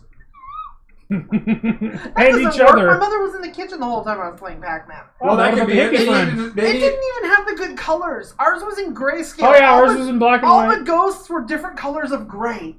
And you couldn't see them because the son of a bitching things flickered. Yes, I know. So how did you enjoy the real Pac-Man when you played it years later? Wow, this doesn't compare anything to that old Atari 2600 Pac-Man I used to play. You got me on Steam that has the neon backlit if I want it? You still haven't fucking played that. Yes, I have. When have you played it? I've got playtime on it, hon. How much playtime? I don't know. Like not Stardew Valley levels. No, not Stardew Valley. Not ADOM levels. No, I've got more than ADOM actually. Yeah, that's hard. See, I was hoping that you actually wouldn't have more playtime on that than 50 ADOM. hours on it, dear. When? I've literally never seen you play this game. I played it while we were still living in California, and I played it a couple of times since we moved here. I've never seen it. Yeah, you've been asleep. Children, we have more of a video to go through. Okay, dear. Don't you fucking start. Son, don't you talk to your mom that way. And you can't even stop laughing. No, so I guess I will continue the narration here. Fine, Dad, get going. Damn right, son. Our next part is favorite video game story. And this one, I picked a rather unconventional one. I have picked an MMO story. And this one is definitely unconventional because many of you may have only heard of this game in controversy and the like. WildStar. WildStar is a fairly short-lived MMO in terms of overall. Kind of more of a sci-fi adventure MMO. It's about a couple of factions that for one reason or another, all end up on this mysterious, the classic precursor, forerunner, race here before the rest of us and now gone with super advanced technology kind of world. And they're all fighting over this world. And the basic premise of it is you pick one of the two factions, classic Horde and Alliance kind of thing, except they actually wrote it right. Where Horde and Alliance in WoW and other games like that always have had the two-faction system, you always have one of them that is bad. Or kind of the faction that does the evil stuff or has the evil races or is the morbid faction, something like that. The bad guys. Yeah, and then you always have the other side that has the paladins and has the priests and has the holy warriors and has the good guys. The valiant ones for freedom kind of thing. All right, and the way they did it in this game, I've always found to be a much more equal thing. Now, you obviously you have the rebels and the Imperials pretty much. All right, you have the ones that have broken away. I'm drawing a blank on the names of the two factions right now. So let me Google. One was the wasn't it the Exiles? Exiles? The Exiles. Yes. That's the Exiles, right. And the other one is the one. The Empire, I think. Was it the Empire or the Imperial, something like that? I think it was the Imperials. I could be wrong.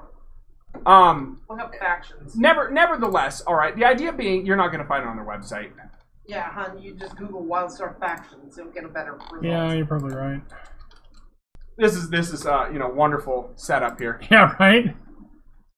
Scroll down. Player faction. Dominion. That's what it was. Yeah. Dominion and Exiles. All right. So what you had was the Dominion was the pre-existing government. These were the ones that were already ruling the galaxy. All right. This is in player terms. This is the essentially highborn humans, the robots, the demented little Chuas, and the reptiles. And the reptiles. Yeah, that were the fucking oddball creatures. But then you had the Exiles, which were the rock people, the lowbrow humans. Yeah, the exile humans. Yeah, that's fucking rednecks, pretty much. You had the cat people, which were the little nature cats. Yeah, I can't. I'm just blanking all the names today. I cannot think. The rock people. Yeah. And And then you had the plague undead. The corpse elves. Yeah, pretty much.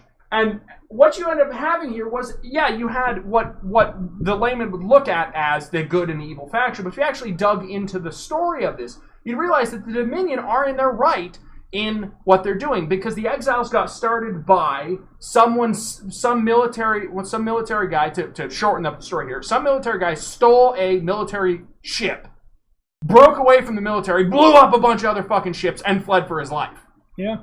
All right, so this is fucking treason and murder and theft and all number of crimes being committed to essentially kickstart the exile faction.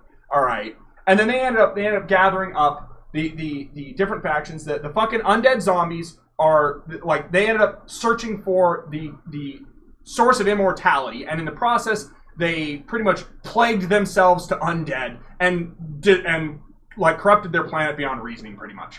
You know, they fucked up everything. You had the rock people, which were primitives and just wanted to kill everything of advanced technology.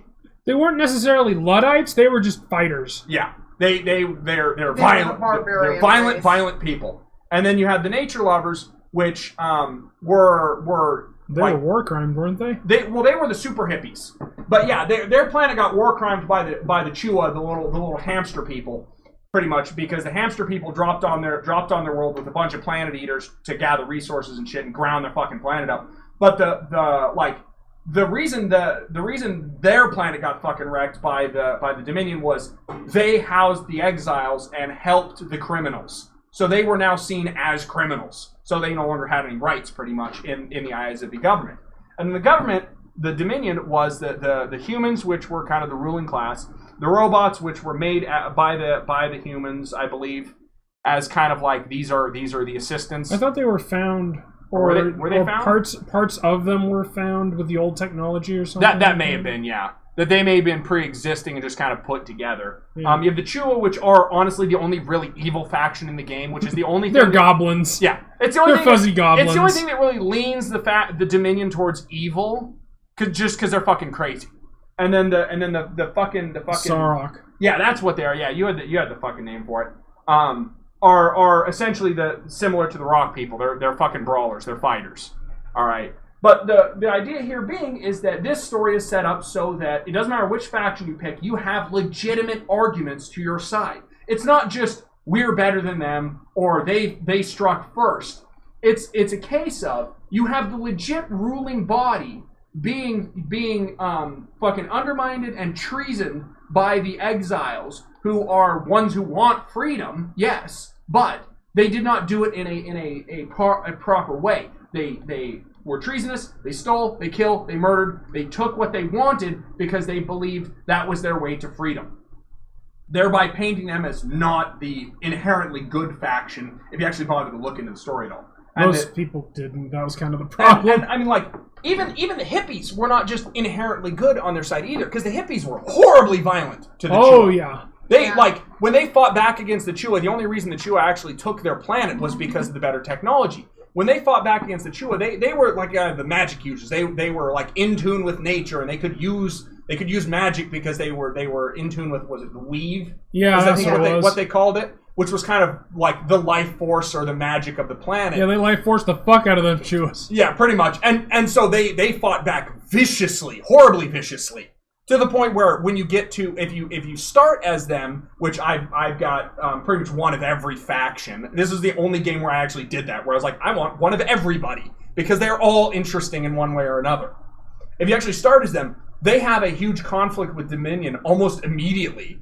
And they just go around fucking straight murdering the Chua like, this is revenge, motherfucker. And they just start murdering them wholesale. One of my favorite bits of lore is that the little, what the fuck are they called? The little midgets, the little cat people you're talking about. Yeah. Taught the rock people how to grow beards.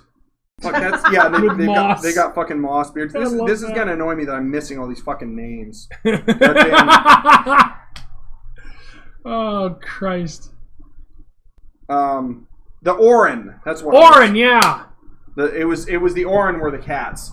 But yeah, so that's my favorite video game story, and it's just because they managed to finally paint an MMO where no one side just felt like the clear painted bad guys. They actually had a good and evil and back and forth, and not just clear play these guys if you want to be the good guys, play these guys if you want to be the assholes. Hey, remember when World of Warcraft had that with the Night Elves being assholes and when the Night Elves were actually vicious and murderous? I missed that. So does everyone. Except for Toronto, who has her beehive. Fuck, man. I was really hoping they were going to bring that back in Legion 2. They were going to fucking, like, it would have been the perfect thing. Burning Teldrassil would have been the perfect thing for the elves to just nut the fuck up and go, okay, this is it. We're going to kill everyone under a Horde banner ever. I don't care what the Alliance has to say. I don't care what anyone has to say. I am stabbing every fucking Alliance or Horde member in the face repeatedly and violently. Back to our roots, bitches! Yeah, exactly. But instead, they bitch the fuck out and sob over it. Of course they Malfurion! What night? There's no crying in Night Elves! Yes. Well, I don't know about the... Well, maybe. Just play the fucking meme character. As you were going on here. Yep. My favorite story that I've played, in terms of how much I've enjoyed the writing of it, is Banner Saga. Now, I enjoyed Fallout New Vegas. I enjoyed... Final Fantasy VI. I've enjoyed a bunch of stories, but nothing has... I've not enjoyed anything as much as I have enjoyed Banner Saga. If they released it as a book, I would read the fuck out of that book. It is basically... Shit is fucked. The sun is stuck in the air. Just high noon all the time. And you start with your giant Varl, which are, big... 9-10 feet tall humans with horns because it's Vikings, and of course it's fucking horns. And they're off in one direction. Then you've got these small human camp off in the other direction. And eventually they meet, and eventually there's other story elements like the Dredge, these big metal monstrosities that you've been fighting forever. It turns out that they're also kind of the good guys in their own way because they're trying to get away from the actual bad guys, and there's a bunch of shit I do not particularly feel like spoiling, but it basically takes the double formula of the Oregon Trail and a tactics like chess game, much closer to chess than Final Fantasy Tactics, and it gives you Oregon Trail moral choices, and these choices all matter, all of them matter, and it's so fucking well written, and they don't go too fucking they don't go too flowery with it. They don't try to embellish it. It's just, this is it. These are the facts. These are the characters you have. All the characters are pretty well relatable. They even have a kind of a Gandalf XP in the third one, which I thought was pretty funny. But they didn't write her as a Gandalf XP. She just kind of happened to turn out that way because Gandalf is so iconic. It's like Alanon in the Shannara books. He's not really a Gandalf XP, but he's kind of a Gandalf XP. At least not after the first book. No, after the first book, he is such a fucking Gandalf XP. It's insane. But that entire book was a fucking Lord of the Rings XP. But in terms of raw story, Banner Saga for me, and I want to stream it. Eventually I'm going to. But I don't think I'll ever find anything that well written again in gaming. I just don't think that people hire good enough writers anymore. Well, they do, and then they have the rug yanked out from under them. Yeah. So yours is Fairy Legends of Avalon. The game that'll never get done. No, it probably won't, and I'll admit that. But this game actually did two things for me. Because for one thing, Ryan, for the longest time, was trying to get me into turn-based games. Yeah, like Final Fantasy. And I need water. Just could not get into them for the longest time. And then this game came along, and it actually interested me because the story goes into the old way that fairy tales used to be, where fairies weren't nice and sweet and loving and helpful to humanity. And it's like, no. The main dude that you have to deal with, the king of all fairy, is a fucking douchebag. He's an asshole. This is not Fern Gully, damn it. I love it. He's a complete and utter ass. And the whole point of the game, you're supposed to be reopening portals to other fairy realms. That you haven't gotten to yet. Because his realm is dying without them. And there's 3 that were included with the original part of the game. And to the devs' credit, they've been in touch with the player base up until, like, last month was the most recent. They just put out another thing.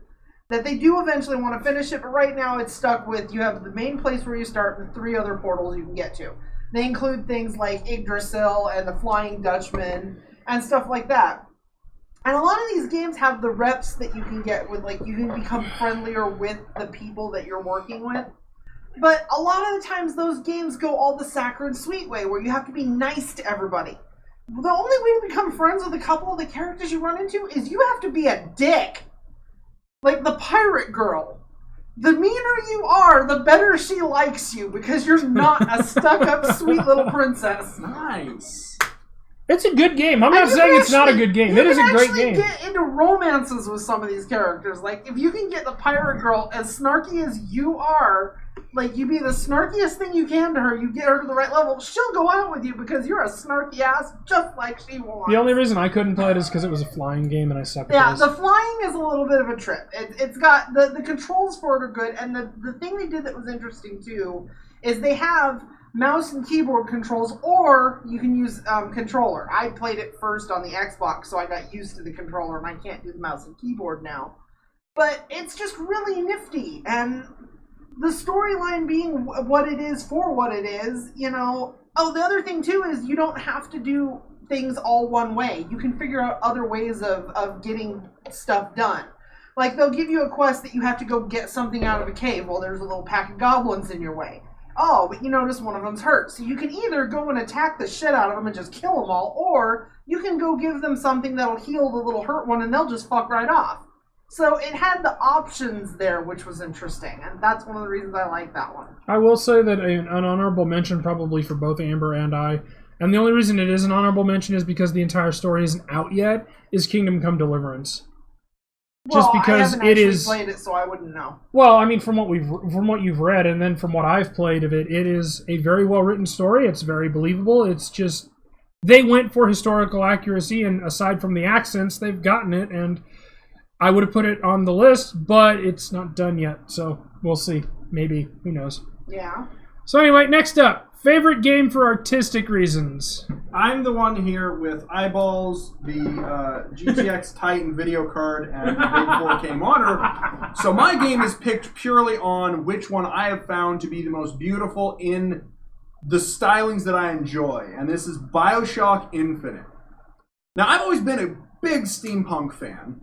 And this plays wonderfully into that because the stylings of the enemies and the stylings of the whole city in the sky is in its entirety is gorgeous. You have the main transportation system in this game is a rail system in the sky, and like fucking maybe an hour into the game, not even that much probably, you end up getting your melee weapon, which is a big, what they call it, I believe they call it a sky hook. And it's pretty much just a little, like, magnetic hook that's kind of bound to your arm. It's got a little spin wheel on it that you can use to hook onto this sky rail. And you literally just fly around hanging onto this rail with your hand over your head kind of thing. And this allows the game to paint such gorgeous scenes where you, say, come off of, you jump on a rail inside a building and you come flying out on this rail over top of, say, a big span of a, like, one good scene in the game is obviously spoilers here. After you rescue Elizabeth from the statue, and the statue is falling apart behind you because Songbird has pretty much, to try and stop you from rescuing her and to kill your ass, it's attacking the statue to get to you, and it tears the statue all to hell. It's like a 60-foot statue of a big angel. All right. You come off this thing and you get on a rail and you start just flying down this fucking rail through like debris falling around you through the clouds and everything, and you see in the distance there's this like you can kind of see the city laid out beneath you as you're fleeing here with Elizabeth to escape Songbird, and you end up getting hurled off of this rail. And you just fall through the clouds, and you're just like, well, I'm dead, I guess. It's game over. Oh, that was a great fucking story. Yay, whatever. But then your character ends up waking up on a beach, and you figure, well, shit, I guess I've fallen all the way back to the earth, and now I've got to find my way back to the city in the sky. Except you don't. You wake up on this beach on the city in the sky. It has a huge beachfront, and how they keep enough water in this thing and not all of it falling off the side of the fucking ship is totally plot points. But you wake up on this beach and you get up, and it's an old like 50s style beach kind of thing where everyone's in the full like gowns and full length fucking swimsuits and everything. Yeah, and it paints a wonderful classic picture. And you have to walk down this beach looking for Elizabeth, and you can see in the distance the railings falling apart and the whole statue just crumbling and the fire coming out of the statue. And everyone around you is just gawking at this as you're stumbling down the beach trying to find the girl you were trying to save. And this paints such a wonderful view of this world and its descent into madness as your trek across this entire city causes it to slowly dissolve. Because it's up until this point it's been kind of the perfect utopia in the sky for these people, and your appearance has caused waves. Crumbled the shit out of it. Yeah. And you get to the perfect vision of this stylistic steampunk, pseudo-future world slowly falls apart as you get further and further into this. And you get into like the more industrial areas of it, and you see more and more of the city crumbling around you, and you start to see the rebellion against the evil Comstock, who is kind of the overlord leader of the city, and he's the prophet who has raised the city up. You find out it's actually a couple of scientists who did it, but nevertheless, it paints a glorious picture that allows for unbelievable views and unbelievable art, and the developers did an amazing job making this game. So even if you never play it yourself, get online and watch a playthrough of it. Watch someone do a playthrough of the game just to see the game. Because it is one of the few games that I will call just a straight up work of art. Because BioShock 1 was amazing. BioShock 2 was pretty good, but it didn't have the same punch that BioShock 1 did. And I'm really happy that for Infinite they didn't just go with more Rapture Underground.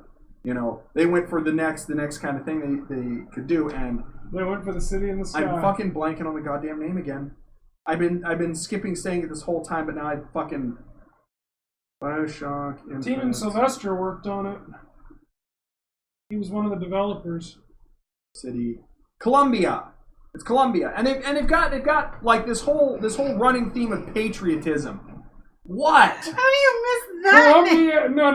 That's not what I was laughing about. What the fuck does anybody living in Columbia have to be patriotic about? Yeah. District of Columbia. DC, yeah. America. You have this whole running theme of patriotism through it all, and the patriotism slowly falls apart into straight up like fascist rule, and you see the same running themes from BioShock 1 of this utopia slowly crumbling under false ideals and false pretenses and human failings. And so the story works great with this art. So if you ever want to have, play it on the easiest fucking difficulty, it's still going to be immensely enjoyable. The gameplay isn't bad at all, but if you just have it as a story run through, something that it is a thing that takes it above and beyond the gameplay into something else entirely. Yeah, and if it was a you're going for FPS gameplay, I would not suggest it just because it's not that great. It's not running, gunny, jumpy, shooty. Well, it is. It tries to be. Because you can have fights on the rails and such. You can jump on the rails and shoot while you're flying, and you can leap off the rails and hit people with your... Go full Bruce Willis in that motherfucker. Yeah, right? You can do all that shit. But it's not a game that does it the best. Yippee-ki-yay. It does it passably enough, but the story is what makes sells the bread game. And butter. Yeah. If other story games like your walking simulators, your Gone Homes, your Life is Strange's and shit had that level of writing, honestly, I would say it's not just the writing; it's the art with it. It's the money and the time and the effort they put into making the visuals. I remember when all AAA games used to do that. I just remember when they used to actually care about the games they make instead of just fucking paycheck. Fucking Mass Effect Andromeda. Fucking Ubisoft games, all of them. Seriously, they're all the same. I want to know when they're actually going to get back to actually giving a fuck about their games. Not Ubisoft in general, but I mean, like, just all of the AAA developers. Most of, yeah, because I mean, it's bad when your average indie developer is putting out better story and better art than God only knows how many of these AAA fucking games. Yeah, and it's good timing that you mentioned that because my game is Shovel Knight. That is the game I find the best in terms of art. Specifically, it is all these indie games are really trying to recapture the youth. Really trying to capture the nostalgia factor of the Nintendo, the Super Nintendo, whatever system strikes your fancy. And no game has yet to do that as well as Shovel Knight. It is a Nintendo game except for the parallax scrolling, which I'm legally blind, I don't notice that shit anyway. The music, the story, the amount of shit to do, it hits all the right notes, it twangs all the right strings in me. It made me feel like a kid again. And when you're working with crap eyes, it's not so much how it looks as it is how it makes you feel. And nothing has made me feel like a kid like Shovel Knight. Nothing, I don't think ever will. I can't think of any way you can improve it. And they keep improving it. They keep adding different modes, different characters to play as. They're still adding different characters to play as years later. I don't know what their second game is going to be, but I'm going to buy the fuck out of it. Didn't they do a bunch of like crossover characters too? Oh yeah. Yeah, they did. I thought they had done like some They put in the fucking Battletoads. Yeah, that's what it was. They put Battletoads in Shovel Knight. I knew they'd put some great crossover character in there. It's fucking hilarious. People play Battletoads in that game. I've personally seen Shovel Knight a lot myself too, and it was a game made with passion. It was a game made with love for the art, for the medium, for what they were doing. They did not just make this to make an indie game. They made this because they love the fuck out of Nintendo games just as much as they wanted to sell their idea of that kind of game, what they wanted to see made. Yeah, I love people who make games like that. I don't even like Undertale, but I respect Toby Fox for actually making the game he wanted to make. Same thing with the guy who made Lisa. Same thing with the guy who made Stardew Valley. All of these indie developers, the same guy, Julian Edison, the guy who made In Celebration of Violence, great underrated game that more people should pick up. It's all about making the game you want to make and just hoping people like it. And I'm surprised you didn't put a... If you're out there, you're thinking of developing your own game, or if there are any devs watching this, fuck the public opinion. Fuck what anyone thinks or says you should do. Do what you want, make what you want. Your game will end up 1,000 times better, and you will have fans that appreciate you for it. Bidner made fucking a robot named Vi by himself. I fucking love it. It's not even by yourself. It's just if you're part of a dev team, if your team is thinking of, well, maybe we should change this because popular opinion or politics or whatever. Fuck that shit. If you have a story you want to tell it. Even if I don't agree with it, I'll respect you for telling your own story. What you guys are just talking about? Fucking Undertale? No, the not the Bohemian game. The historically accurate. What was it? Kingdom Come Deliverance. There's a game that they set out to do what they wanted to do, and they ignored what the public opinion was, what the thing that people thought they should do. They couldn't even get a fucking publisher for it because they said, "Oh, historical games are dead. You'll never find a niche in there." Yeah, fuck it. They made it, and look at how popular it was among the people that actually like that kind of game. All right, people talk shit about, there's no black people in it or something like that. There's no racial inclusion, whatever. Yeah, because historically, who was black in that time, in that place? Not a whole lot of people. Not a whole lot of people. Shack. Yeah. But the thing of it is they wanted to create a historically accurate game. What did they do? Did they go to Tumblr? No, they did not. They went to historians. Tons of historians. And when they asked the historians about the black people debacle the updusting that kind of went through, they were laughed at. Yeah. Because you don't change your game just because someone thinks you should be inclusive, or someone thinks you should do this, or you should do that. Change your game for them. Small caveat to that. Yeah, adding options is never a bad thing. I mean, like Sims 4 is a good example of it done pretty okay. All right, in Sims 4, if you've never played it, when you're generating up your sim, you can set kind of gender options of like, can this character pee standing up or sitting down? Does this character, can this character get pregnant, get others pregnant? Neither. Does it have a masculine or a feminine walk? Voice, walk, clothing, yeah. The whole schmuggle. And see, this is not forced. Your character can't just be a man. This is not forced. You can make what you want. You can make the biggest, and coolest dude, and you can make the weirdest looking androgynous thing. Yeah, and this is acceptable options put in that does not require you changing your game. But anyway, I believe you have a game now because we've deviated far enough. No, I did want to add. Want to add also, when KCD came out, and that's the example I use, and also a bunch of the other stuff that I used, is if the game comes out and people have legitimate complaints, like the lockpicking in KCD was impossible using a controller because they just didn't think about it, they made it easier. They listened to fan feedback. That's a very important thing to do when you're releasing the game, is listening to fan feedback, because the fans are the ones who bought your fucking game. But it's also a distinction between that and listening to everybody else tell you how to make the game. Now, grain of salt. Do not just blindly listen to your fans, because a lot of times the fans do not know what they want. The fans are stupid. Could you imagine what World of Warcraft would be if they listened to everything their fans spew? I've seen the forums. All right. Well, Murlocs would certainly be a playable race, and our war chief would be a campfire. Right? That's shit like that. Or we'd actually have gotten a good war chief in the Goblin Chick. They missed that opportunity. And then also, if you think, like, if you're like talking to the developers, because I do that a lot, if you think of ways, like in the middle of development, that you can add options for disabled people to play your game better, by all means, add every goddamn option you can think of. Controller options, font options, UI options, graphic options, you name it, add it.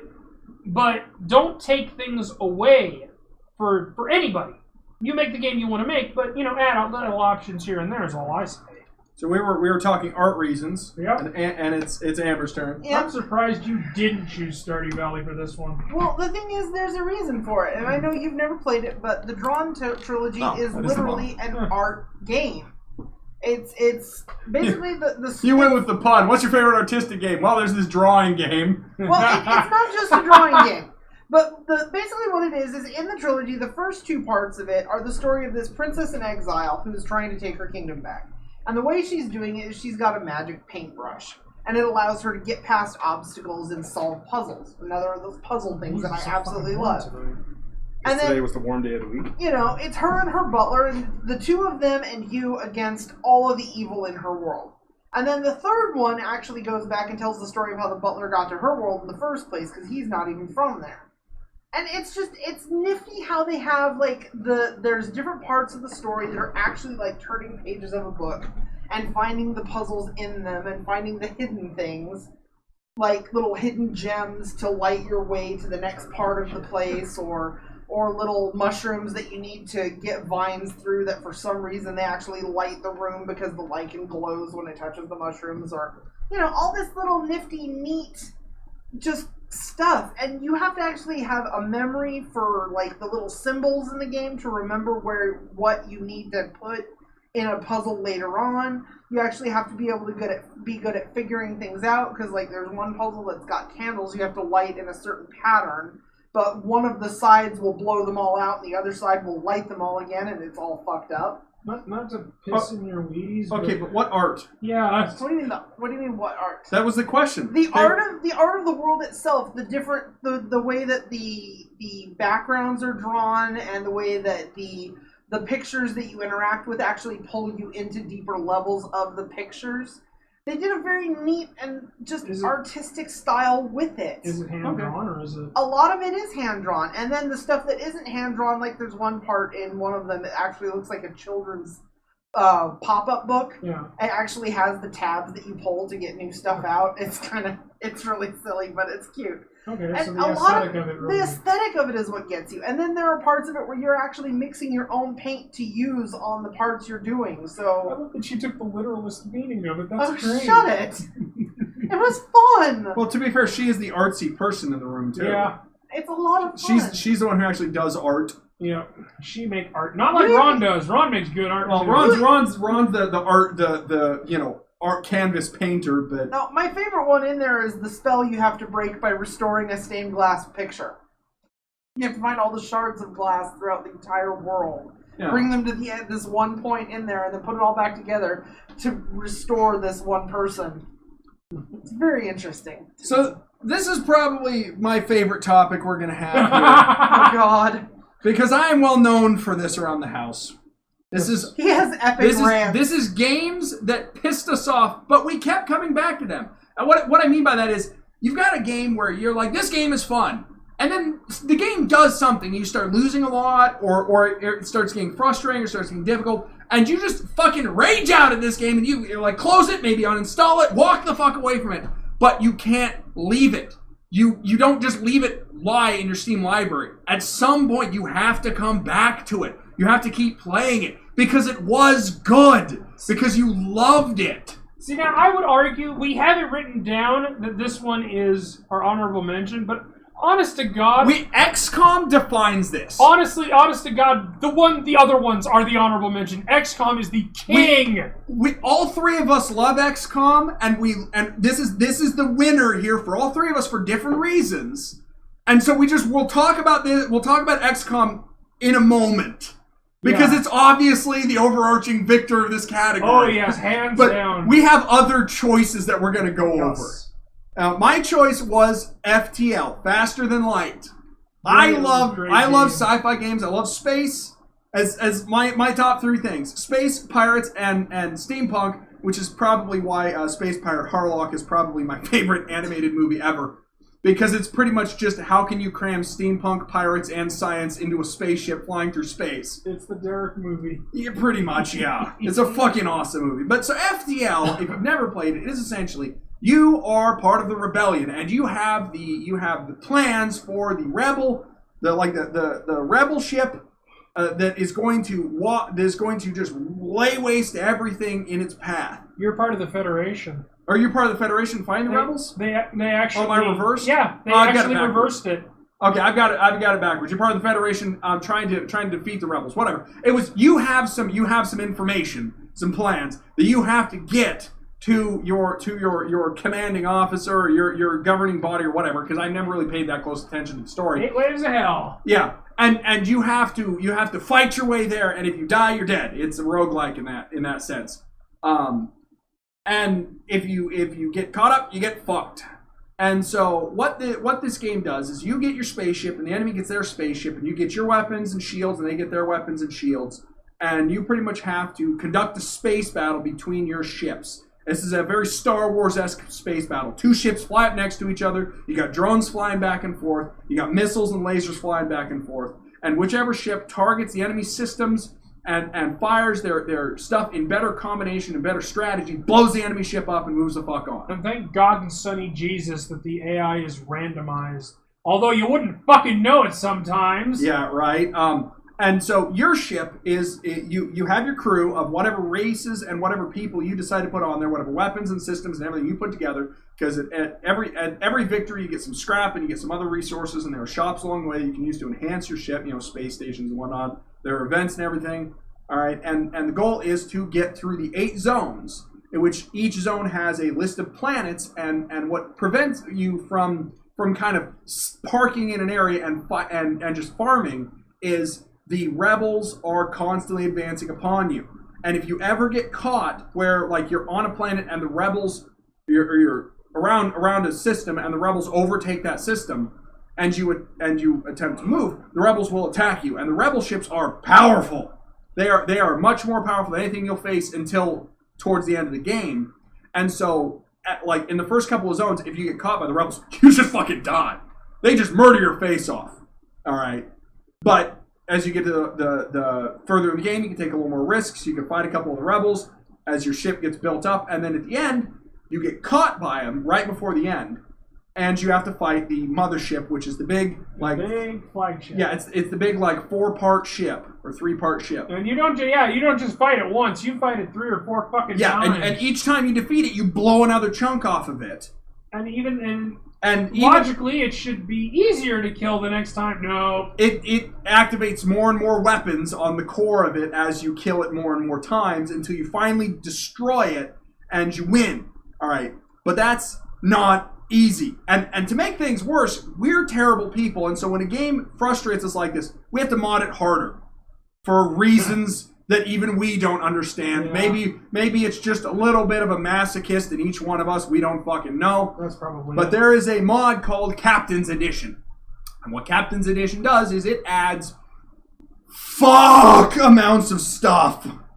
There are immense amounts of weapons and encounters and things added to it. There are sub-mods. And, well, there are mods for the mod. But that make it endless. Well, anyway, I'm getting to all of this. Okay. Please stop interrupting. This is my game. You'll have your chance. All right. Ooh. The biggest thing in Captain's Edition is you add all this stuff and you add what is a pseudo endless mode. This is you can keep kind of looping the galaxy, running away until you decide you can tackle the rebel flagship. And so at the end of each zone, once you finish running away, you can go to the next zone, or you can just keep kind of looping and fleeing. And of course, it doesn't get any easier or stay the same difficulty just because you're looping in the same area. But you do eventually have to keep moving towards the end and get to the end. But the thing is, the further you move in this game mode, it gets immensely harder. Not just a little bit, fucking lots harder. And then the actual boss for Captain's mode is pretty much just, they hold you down, they stuff garbage in your mouth, they grind salt in your eyes, and then they just take a metal glove and punch you in the dick repeatedly every single turn. Yeah. All right. That's pretty much it. It is a merciless fuck you from the game, pretty much. And so this game is, if you can't tell the way I'm talking about it, it's a fucking immense amount of fun. But you can get fucked in absolutely stupid ways, like suns. Yeah, you get the supernova, or the fucking. You can get one of the events that causes the solar flares that cause your ship to burst into flames and systems to get fried. But what always pissed me off to no one was when the enemy had the EMPs and the drones and such that could shut down systems, and they would shut down your air and your weapons. And they would just chain this and keep your air and your weapons offline until your entire crew, minus the robot ones or the fucking crystals, and whatnot, that didn't have to breathe. Oh no! It was the they're like the Scythers from RimWorld. The fucking the bugs. The mantis. No, not the mantis. They're the robot ones. They're like the rock guys, but they're the mechanoids. Oh. They're the ones that will suck all the oxygen out of the room. Those are the crystal ones.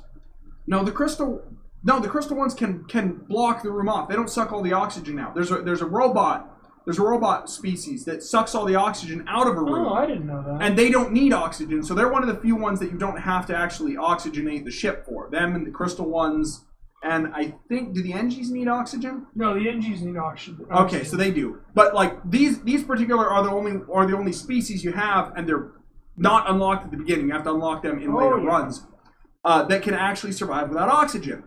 Aside from that, you have to keep your ship oxygenated. But the problem is that should a weapon hit incorrectly, they can blow holes in your ship and suck oxygen out. They can also light the inside of your ship on fire. It's very easy to cascade an issue. Yeah, and it does. The issues cascade and it turns into shit. And you can just go from I'm winning to Rah!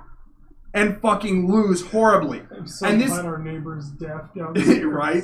And this game has done this to me countless times, where I'll be playing like a crystal ship or something like that, and I'll be wrecking face, and I'll be in like zone 5, and I'll be just like, I got 1,000 scrap, and I got tons of great weapons, and I am beelining for the win, and then I'll get freaking cheap shot like that, and just nailed to the wall, and destroyed.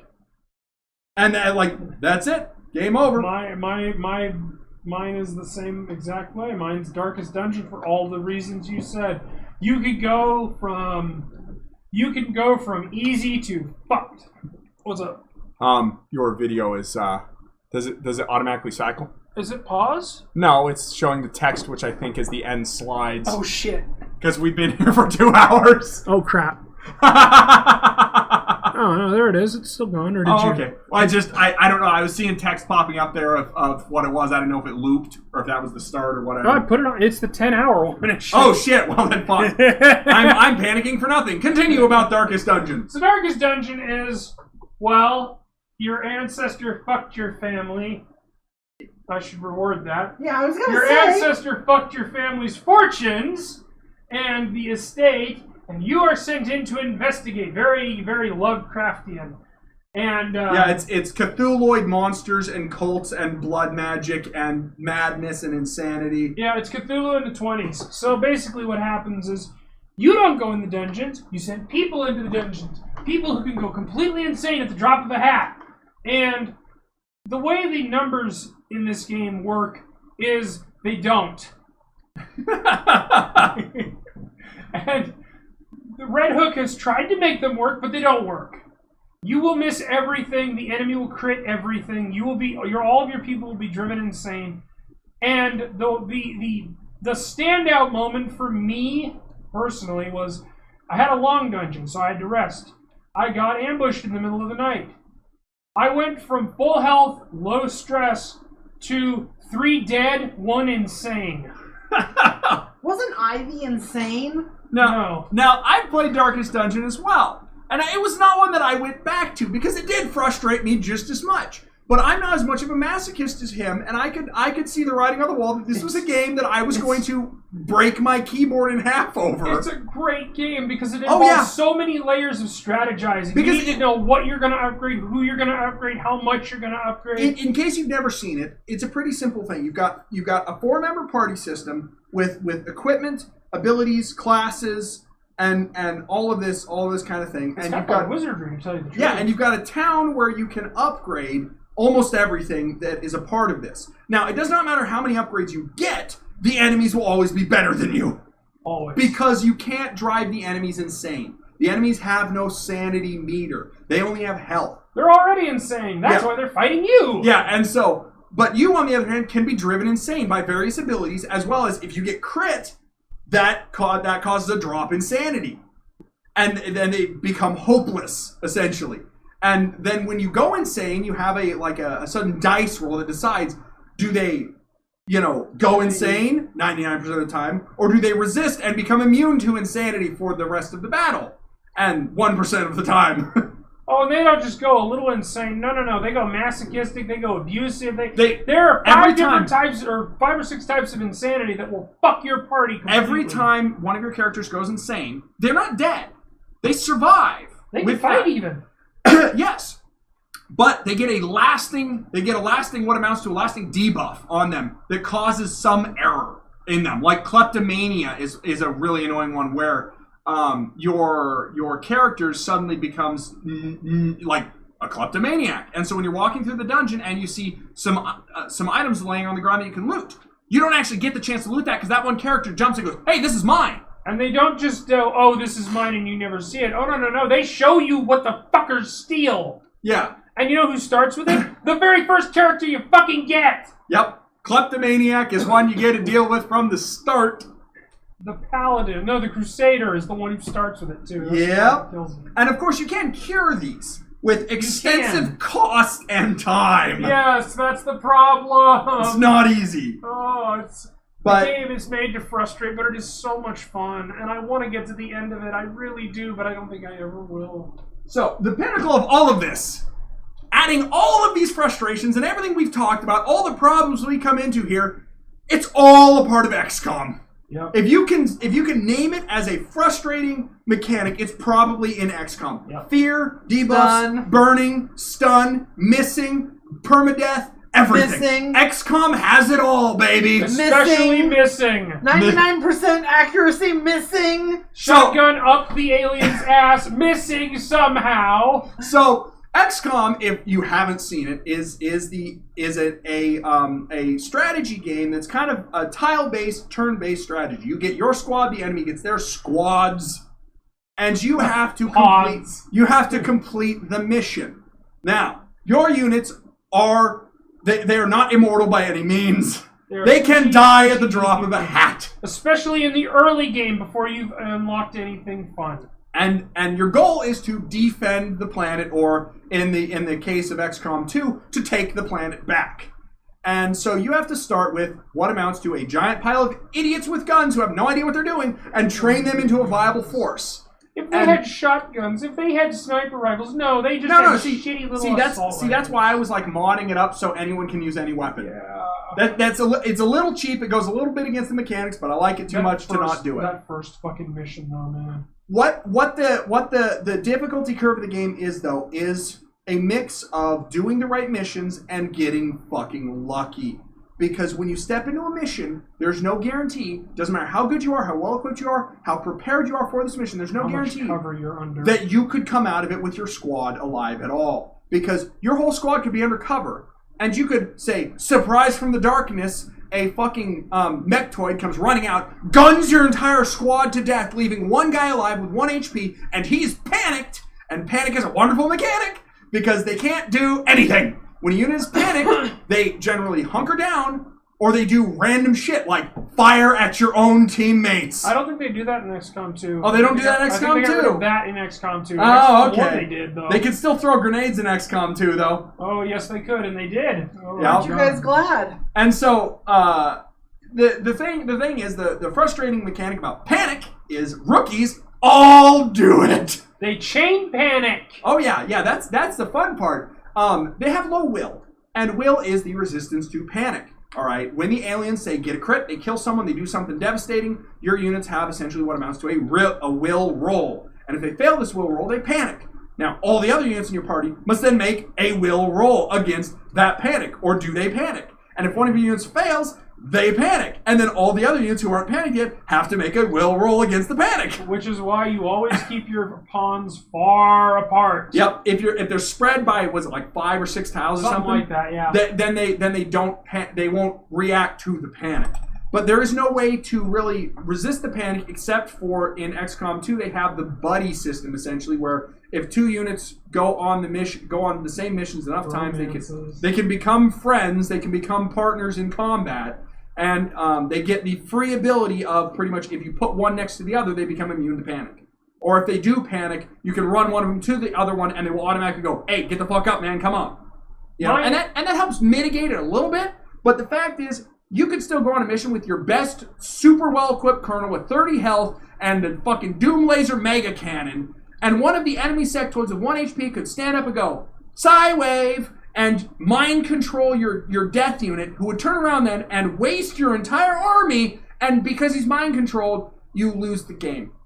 Because he's an enemy unit now until he breaks the mind control, but he just killed all your guys, and so you fail the mission. Just take him. And they just take him. And yes, there's a chance to get him back later, but you've now lost your best unit, so how the fuck are you going to fight back to get your best unit back with lesser units? Because you're fucked. And I've had one playthrough of XCOM 1 before where I had like my full party, and I was like 4 missions from the end of the game, and I had this one mission where I was like, I don't want to fail this. So I send all of my best units on it, and they all get murdered.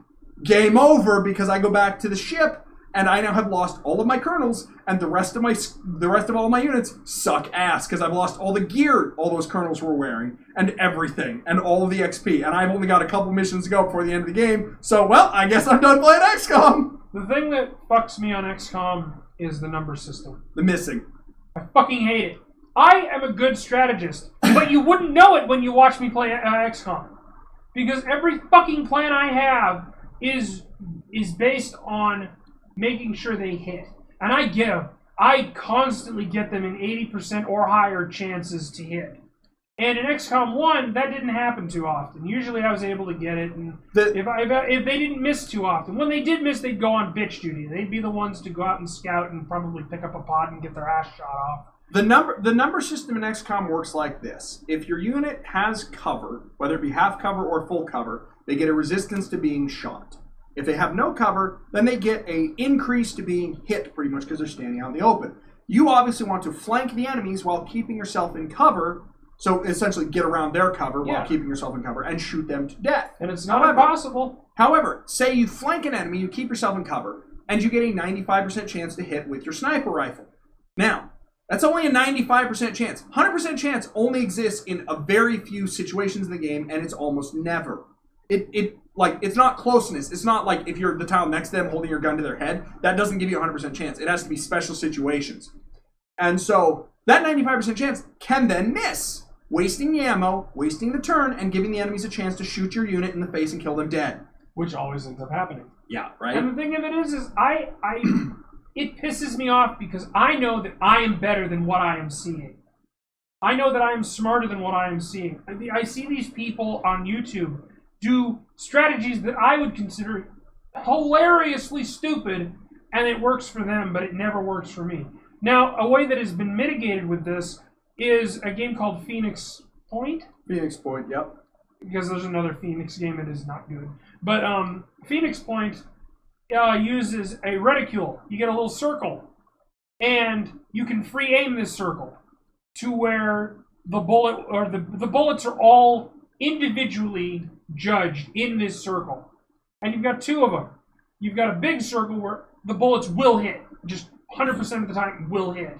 And then you've got the little circle where, This is your crit circle. Yeah. You have a chance of hitting in here. And so if you get close enough, you can plant that circle on their face and have their entire face filling the circle. Exactly. And then the important thing about Phoenix Point, what I really like, is it's the same guy who made the original XCOM way back in the old DOS days, where shit like this still happened. Yeah, but they've mitigated it to some extent so that if you are in fact standing on the tile next to them with a double-barrel shotgun literally stuffed in their anus, and you pull both triggers, that 95% chance is not a problem because you hit them. That's what made me uninstall XCOM 2. But of course, I had a sawed-off shotgun. I had double barrel right to that fucker's head. Miss. Yeah, and as much as we complain about it, though, it's still an amazing game. It's still an amazing strategy game. One annoying problem. And honestly, on my point of it, since I don't actually play the game, Yeah, you've got a unique view as to why it frustrates you. it frustrates me because I'm the one who gets to sit here and listen to these two flipping out about how much they hate missing and how much this is pissing them off, and yet they won't stop. But at the same time, I don't want them to fully quit playing the game, because when it's going well for them, they have so much fun with it. It's fun to listen to them having fun with it. It's just when the game decides to turn around and bury its boot up their asses, that's not... No offense, son, but you sounded like a mom there. Talking to your two kids. Oh, they're having so much fun with their kids. Hey, your father told you not to backtalk me. God damn it. I mean, that reminds me of like when I first beat XCOM 1. Oh god, In XCOM 1, snipers are broken as fuck once they get double tap in a flying outfit. And so what I did was, the final room in XCOM 1 has a doorway that you open, and inside is the big bad guy and two giant berserker melee units. So what do? I mind control one of the berserker melees, send it with my main unit, send him to punch the other berserker and leave them embroiled in melee combat, and then my sniper so awesome. And my sniper just fucking double taps the shit out of the boss and kills him in one turn. Just blows him away. And it's like, oh, well, that's game over, I guess. And XCOM 2 had so many more abilities that synergize so well like that. But you never get the fucking chance to use them because you can never hit your... You can't live long enough, yeah. So, we're past 2 hours here. We got one category left. We're going to end on a happy note here. Yes, we must end on a happy note. This is our favorite classic game pre-2000. And the reason I say pre-2000 is 2000 is an important turning point in both culture and gaming. It was kind of the era of when gaming started to become like mainstream, and it started getting into the political view and started getting into the public eye a lot more. We don't care about that shit. Yeah. And so post that, there's the variance of games becomes too great, and the games are no longer just about gaming. So out of the pre-2000 era heyday of gaming, what are our favorite games? And me, I'm gonna go with one that everyone fucking knows. Super Mario 64. I have dumped fucking bottomless amounts of hours into this game. And honestly, if you've never seen it, I advise you to take the fucking blindfold off and look at the internet. Because I guarantee you will find it. It is there. People are still playing it to this day.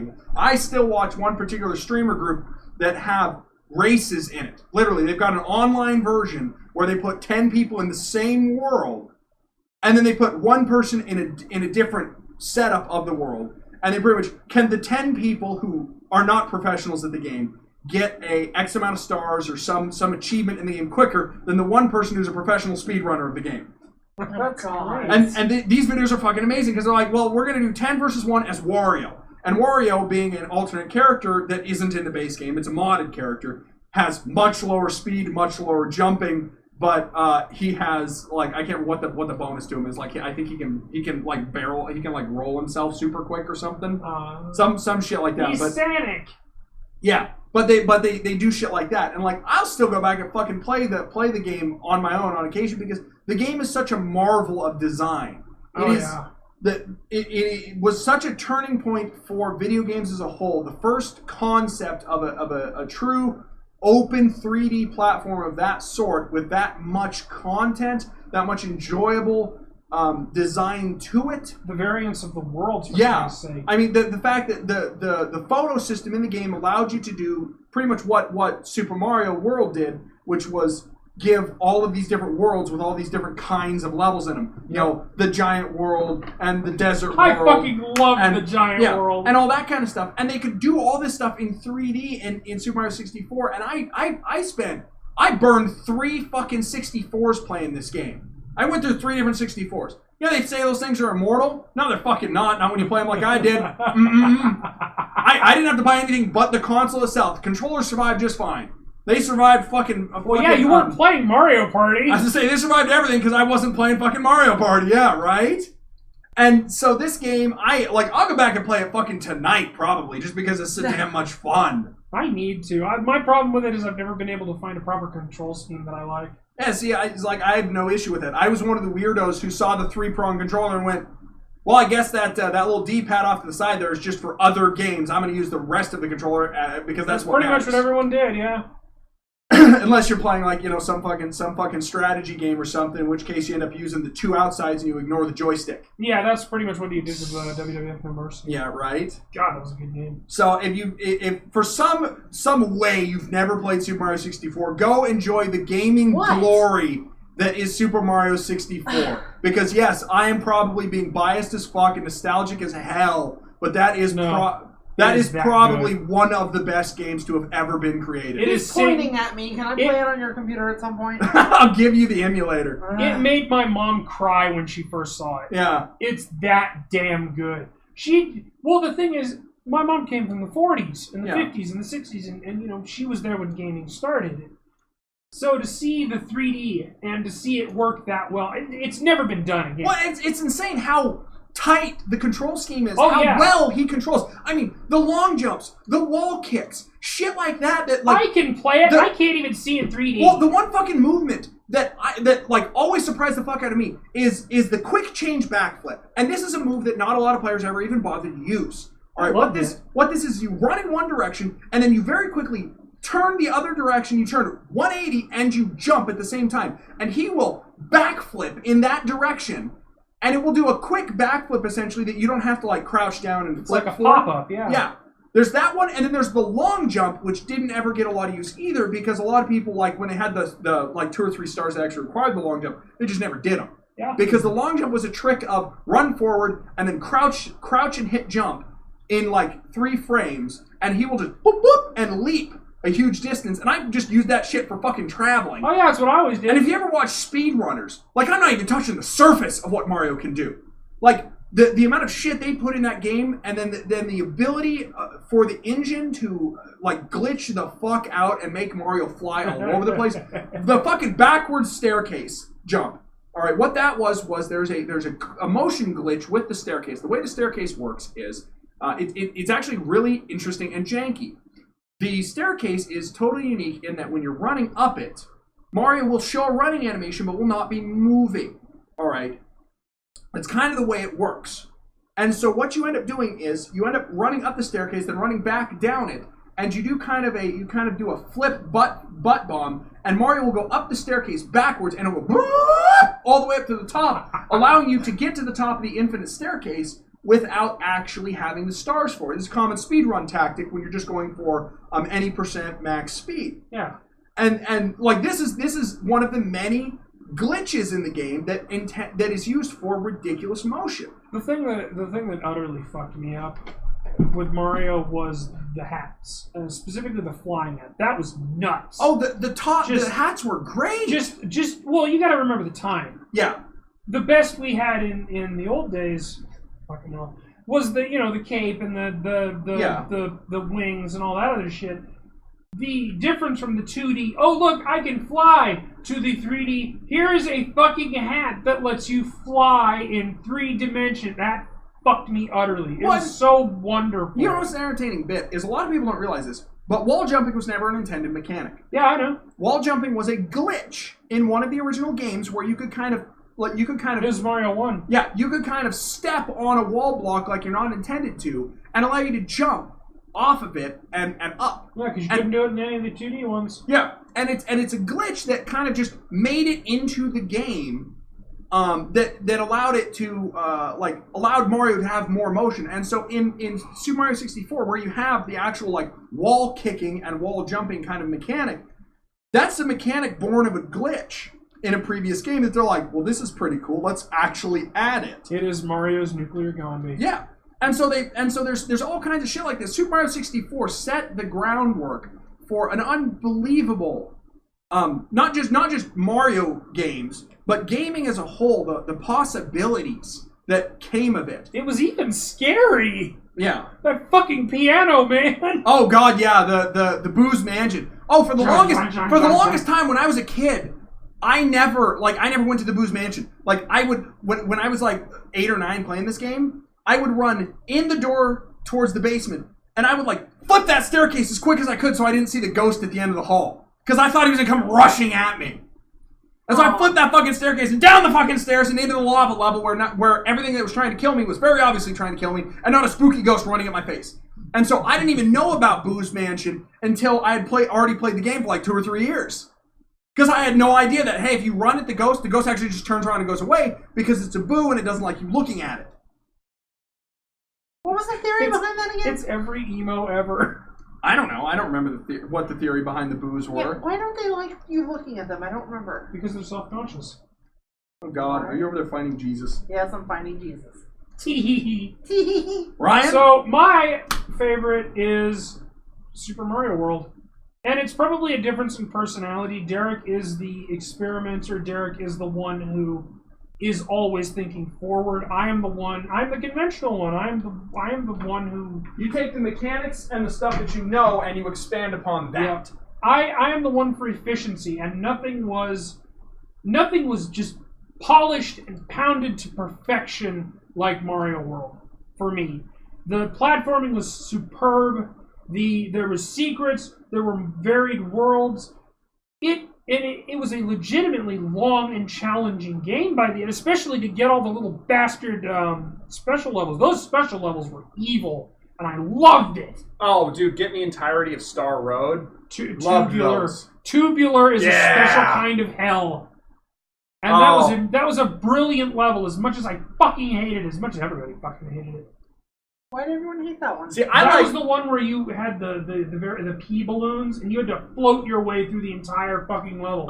You could not get hit once. I liked all the Choco Mountain levels. Choco Mountain was a fucking great one. Choco Mountain was grand, man. I liked the forest, and I'm not entirely sure why. Huh.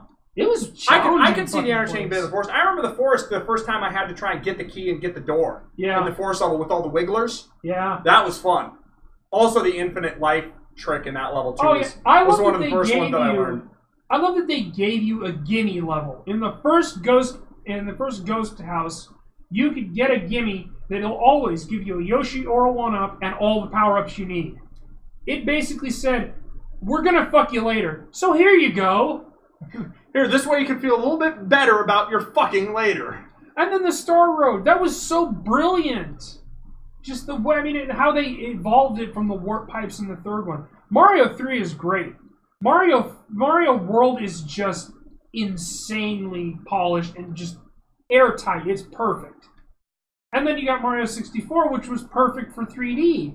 Nothing has matched Mario 64 in terms of 3D. Just like nothing has matched Mario World in terms of 2D. So it really is just a difference of opinion between Derek and I. Derek likes the experimental do stuff. I like the tried and true stuff. Well, you know what it is, right? I have 2 eyes. I can actually see depth. There is that too. You cannot see depth, so flat works great. But I honestly do think it is the difference in our personalities. Yeah. That you are the experimenter. I am the. I guess if you want to think of it in Guild Wars 2 kind of thing, you were the Asura? It wasn't the synthetic shit. What was the other one? The Asura. Yeah, I'm you're talking about the colleges. I was the static. I was always the static. I always judged by that my character got kicked out of the city because I didn't like any of the colleges. Well, there you go. Because none of them were what I enjoyed. But anyway, that's neither here nor there. Last one. The last one is my pre-2000 game is Lemmings, and it's a stupid reason. It's because it was such a fun little game to watch these stupid little things just walk off ledges to their deaths. You know what's hilarious about that though is Lemmings is a fucking amazing game. It is. It really is. In terms all of the mechanicals, different things that you could do with the different kinds of little lemmings. Like I had to actually figure out how to use some of them because when I first played it, I didn't know that the lemmings had skills. I just grabbed a lemming because, okay, lemmings, let's see what they do. And the first few levels, they trick you because there's nothing really big and bad for them to die off of. Then I got a few levels in, and they're starting to walk off cliff edges, and none of them are making it to the exit. And what the hell do I do? But, they're so cute when they die. And I figured out how to use the little, the lemmings that stand still and won't let any other lemmings through while my builder lemmings are working. The stoppers. And... Or when you actually figure out how to make the lemmings pop. Oh, that's always fun. I don't think I ever actually figured that out. That's one of the abilities you had to use. Oh, no. Okay, yeah. It was the one... The explosive lemming. Yeah, it was the one where the lemming, grabbed his head and goes, ah! And then explodes after, 2 seconds. Yeah, my favorite is exploders. the self-destruct button, just... Oh, yeah, when they all pop? No. I was like the digger lemming with the pickaxe. Because he always had that fun animation of, winging that pickaxe back like he's going to fall over every single time. Yeah. And then, and he just carves a big swath out of the ground in front of him. Have you played Lemmings 2, The Tribes? I have not. You have got to. They have themed lemmings. Oh, that's fucking hilarious. Because Lemmings, the original Lemmings was the only one I really played a shit ton of. Yeah, because when I was in elementary school, we had a fucking Apple Power Mac, I think it was. Oh, those are the days. I think that's what it was that we had Lemmings on. I don't remember if it was a Power Mac or what it was, but we had Lemmings on it, and I would just sit there for hours and play it. Lemmings and Lode Runner. Yeah, Lode Runner was the other one because Lode Runner had the level creator. Yeah, and everyone went apeshit with you could do so much with the Lode Runner level creator. It was all the same. It was all the same kind of idea, man. It was so much fun. But the thing with Lemmings 2 Tribes, how I found out about it was an SNES game. And a Genesis game and a DOS game. What were the themes on the different lemmings? Do you remember any of them? No, I gotta look it up now. Now I'm curious. I think we'll do that after we're done with the video here because we're getting a bit far into it, and I figure we'll call this about a 2.5 hour video. Yeah, right. 150 minutes of us talking. I hope you enjoy it. So these are our favorite games. So yeah, it's been a whole lot of fun. Share your own kinds of favorite games with us on the Discord, and I will have links in the description below. And I will toss a picture on the Discord of my original NES gold cartridge. If you've never seen one, they were literally looked like they were gold. So yeah, that is a great marketing thing, by the way. You remember all the crap ones that were fucking baby blue and shit? Yeah, right. God, those were horrible. Anyway, we've been a whole lot of fun. And this is Blind Ryan and his fucking roommates. Yup.